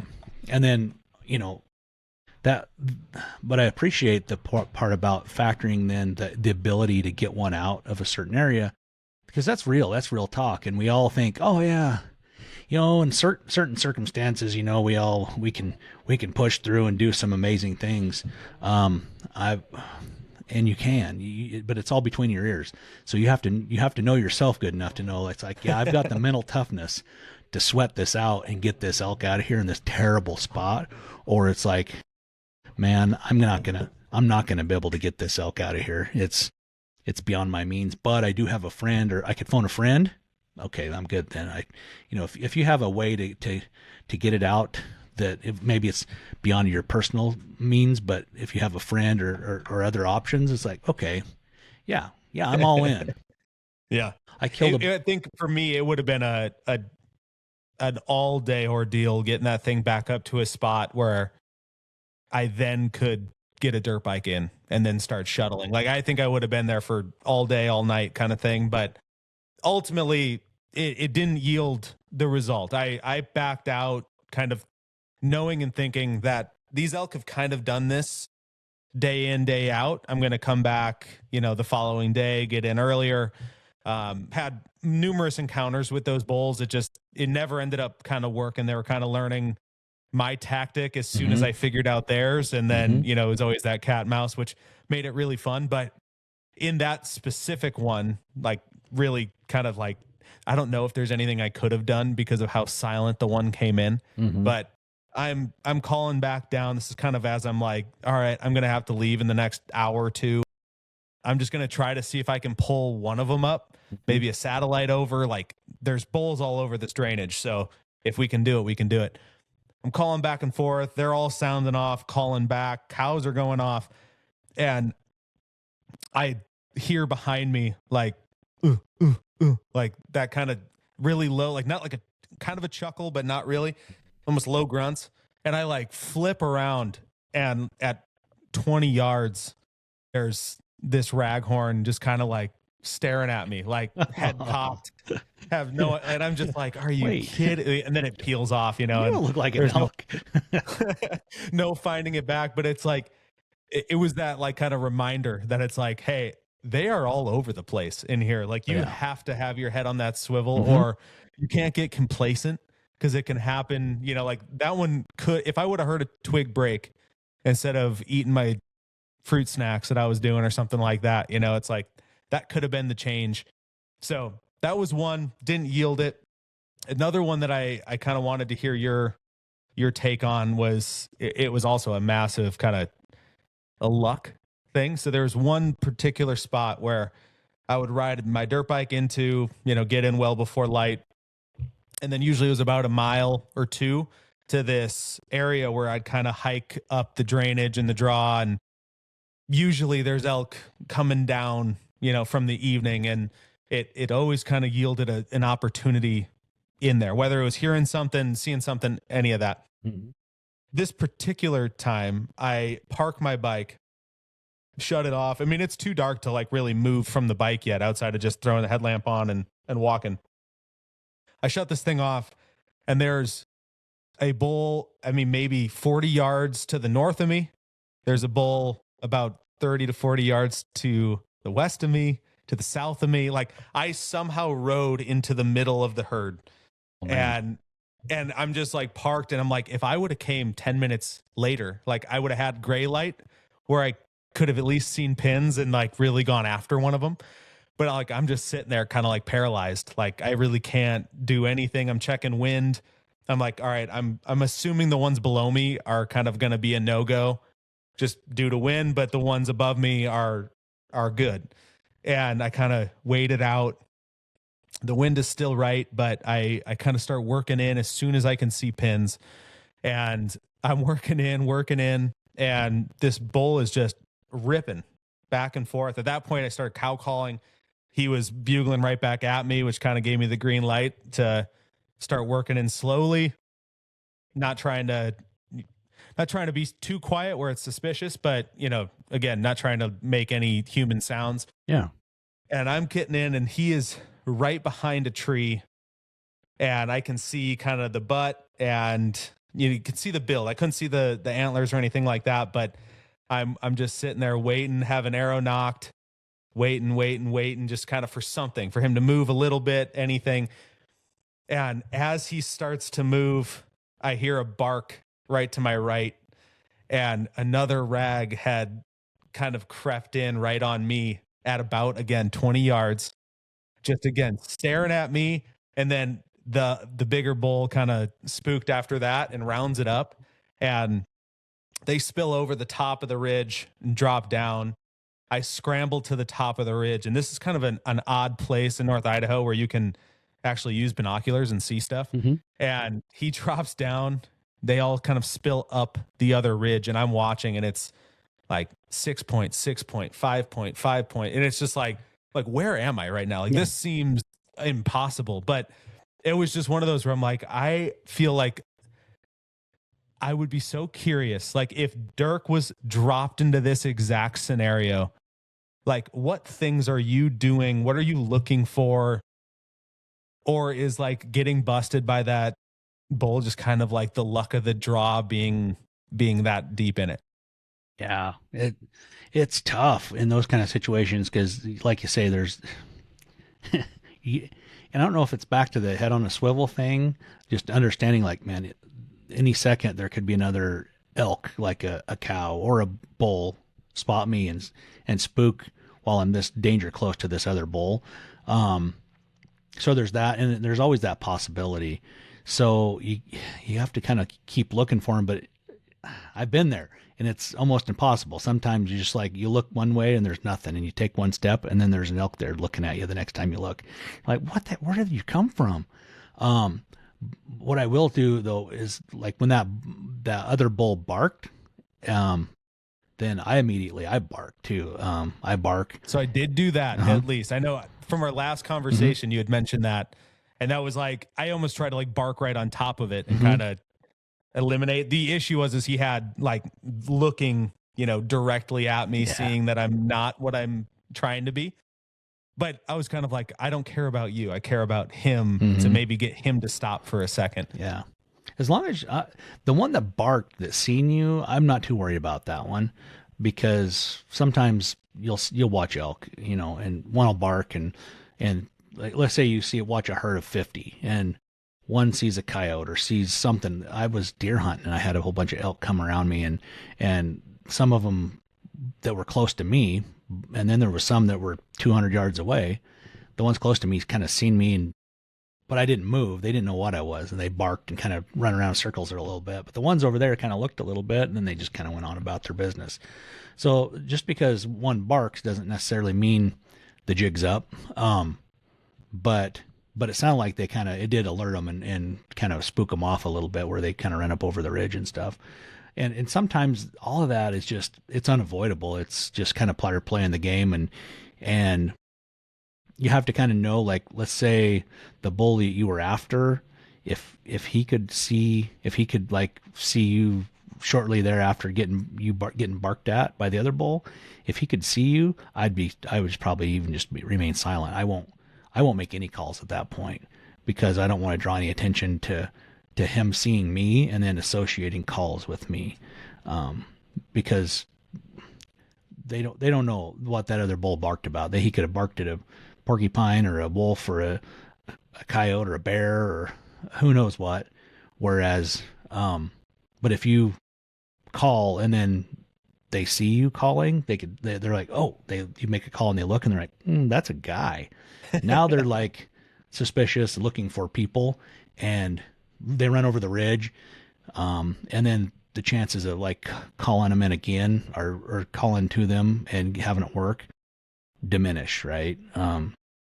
So yeah, if there's any chance of the elk seeing me, like when I'm calling, I just won't do it, because I don't want them to associate me with the calls. Yeah. All right. One other situation, and then I'll kind of tell you how my season capped off. But there's one where, like, all right, I'm going to give more of a general, and then kind of I'll work you into the specifics of it. But where I feel like oftentimes, at least in the areas I've been, it's, I'll get a location back, and this is like peak rut time. I mean, I get if nothing's in heat, and they have no reason to kind of keep calling back, or if they've gotten pressured a lot, they'll definitely become more call shy. I've learned that and seen that firsthand.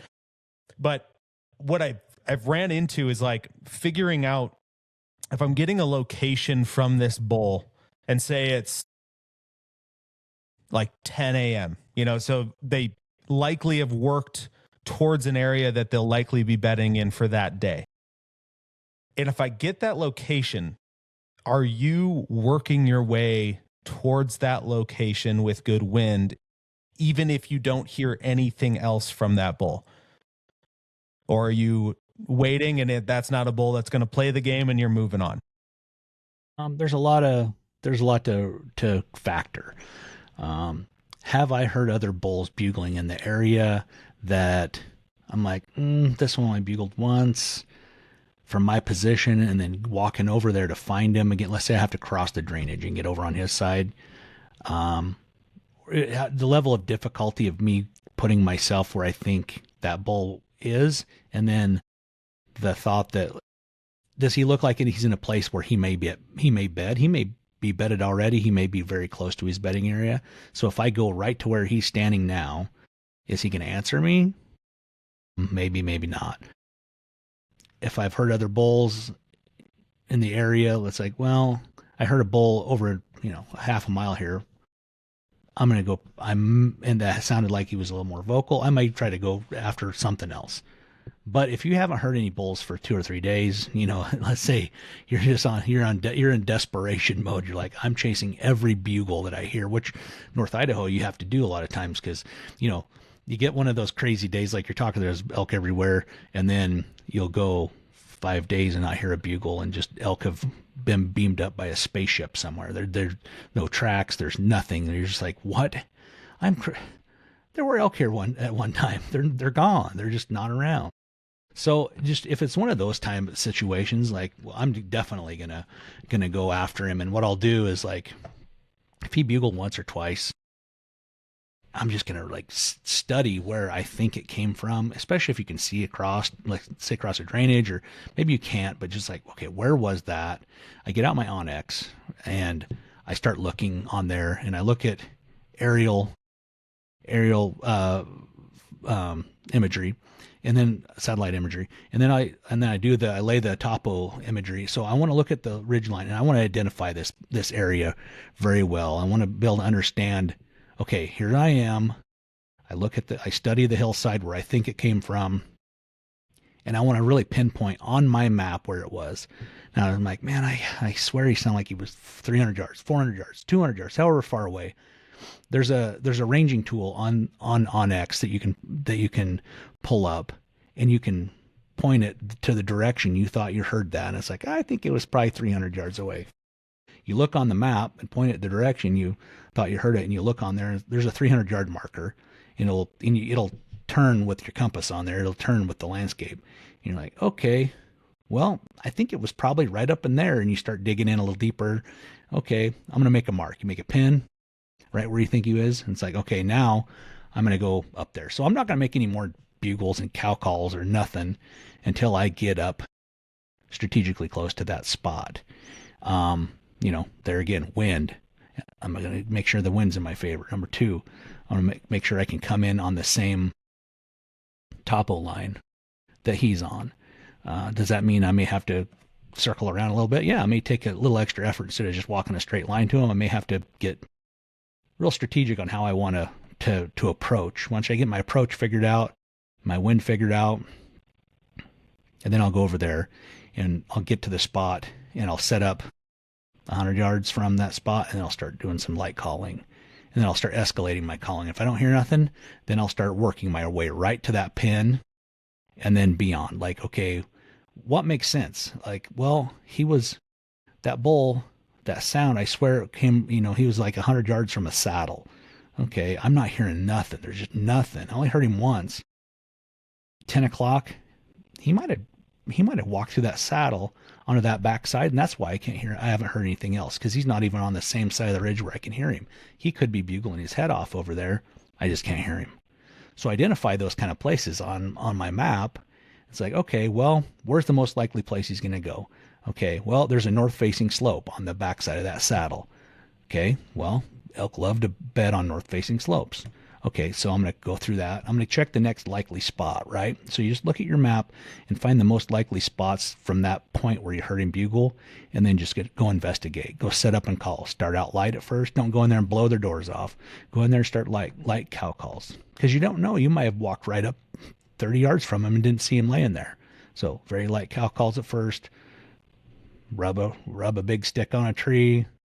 Bugle, go through your whole scenario, and you can do that every single time at every one of those places. It don't matter that you're just doing it, replicating it over and over again. But that's what I kind of call seek and destroy, right? I'm gonna go keep figuring where that thing is. I'm gonna go hunt him down. What's a wolf do, right? If a wolf heard that elk and he was hungry, he would go over there and investigate. He's gonna go over there, sniff around, find tracks. And while you're over there, look for tracks. It's like, wow, here's a fresh big bull track. Sometimes when they go uphill, they'll stir up a little bit of duff. Like, wow, that looks really fresh. I'm going to follow this track up this hillside. And you'll probably lose it after a few yards, maybe not. But it'll kind of give you a basic direction. So use woodsmanship to your best ability, and just kind of check all those clues and check all those boxes. That's what I would do. Absolutely. Okay. That helps quite a bit. And the end result. So I was almost in a exact situation as the first one that I kind of told you, being on a ridge, calling down and in, and stirred up a little bit, and it was kind of the same sound that and all of a sudden, about 30 yards below me, this a good sized spike. I always joke and say a world class spike, but just a tall a tall spike comes walking out. And this is like day, I want to say like 18 or 19. I think I got him on the 19th, but it was like I was hunting every single day. Oh, wow. So there was still some time left, but I had remembered, even from the seasons prior, it was like once we got really close kind of into those last few days of season, it was really, really tough hunting. Mm-hmm. And then I also had to factor in some work obligations in there as well. So I really had effectively a couple more days left. And I'm like, would I take this on the last day? And I think before I even like mentally registered, yes, I would, like the arrow was already in him and through him. But it was one where I'm like, all right, like, because this thing was a spike, like I am punishing myself by having to do this entire elk by myself. I'll butcher it and hoof it back. And that was kind of my, like, all right, because you got a spike, dude, that's what you got to do. You can't call for any help. And, but it was good. I was happy that I got something. It wasn't the one I wanted or the one that I had a lot of interactions with and had like a lot of, I think, better opportunities, honestly. But it was the one that kind of walked out, and it was like, man, my freezer's getting a little low. And then funny enough, it was like right the day before that, was doing some elk hunting as well. And then a gorgeous 5x5 whitetail walks out, kind of mid mountain. I'm thinking I'm making all the noise in the world, just kind of trying to charge to get down to a spot. And he comes out and is looking the opposite way of me, and just looking away, and let him fly too. And I was like, man, 2 days, like how quickly the luck changed from like having a luck, but not the, like the shooting opportunities that you want, to then two kind of served up on a silver plate. Yeah. Yeah. That's just a testament to like sticking with it, right? A lot of people, like 18 days of hunting, that sounds really fun to a lot of people, but guess what? That was a lot of work.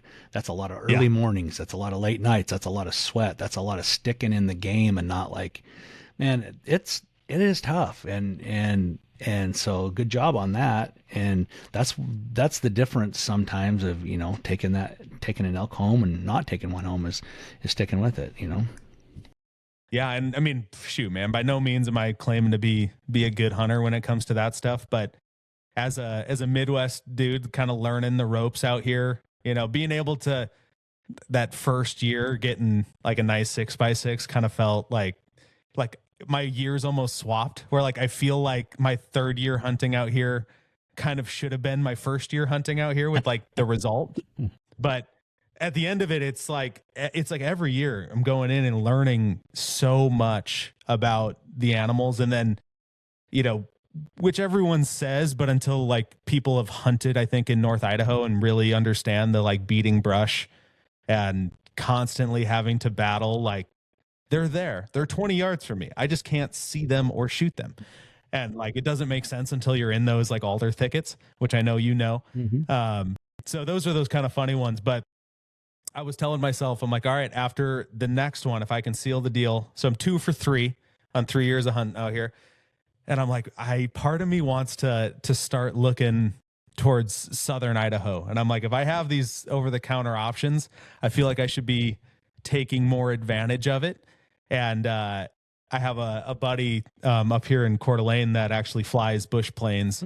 So we're kind of trying to hatch a plan about flying into a wilderness or doing something kind of really fun.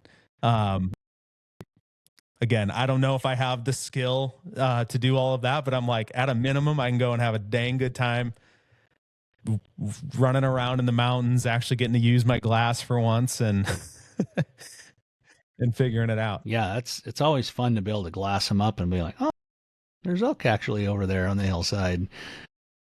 In North Idaho, it seems like if you ever do see an opening, there's never any elk in it. something's wrong with these binoculars. I can't see any elk. It's because there are no elk. Yeah, it's different in like you go south in Idaho, and I was like, man, that'd be because I used to live up north, and now I live down here by Boise, and I've hunted some of the southern stuff a bit. Not, the people down here don't call it southern. Southern is way southern. They're like Boise, that's not southern Idaho. It's like, well, it is to me.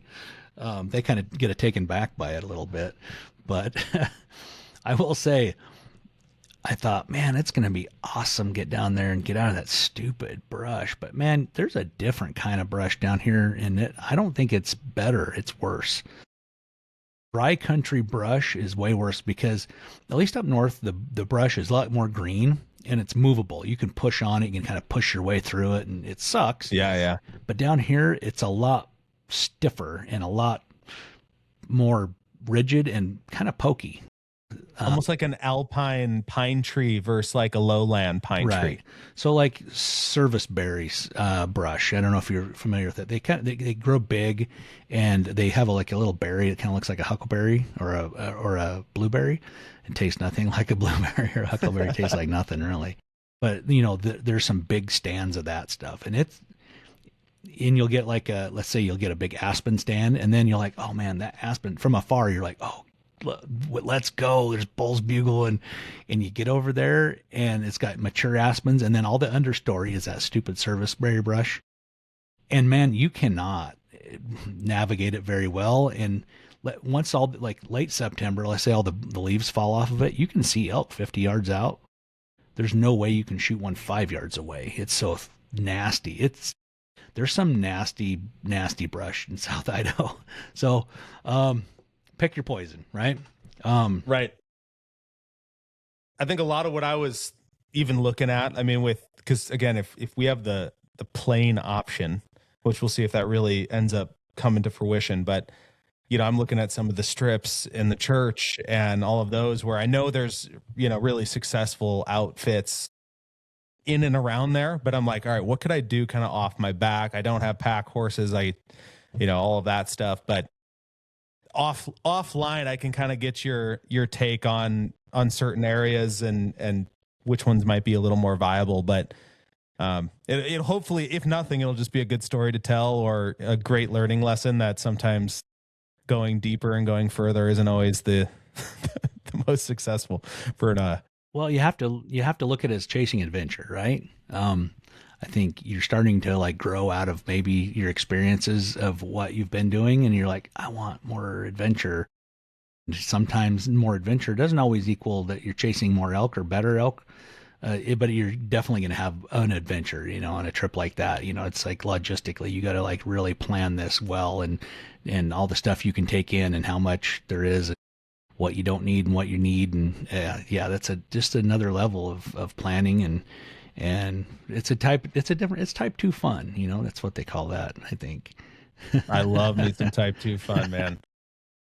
I love it. Well, Dirk, I appreciate you jumping on, man. I know you're a busy guy, but I always love chatting with you. And man, I learn something new every time we talk. Yeah, I'm always happy to come on. Enjoy the conversation. Well, I appreciate it, man. Yeah, anytime. Hope you have a good one. Yep. Cheers. Too, man.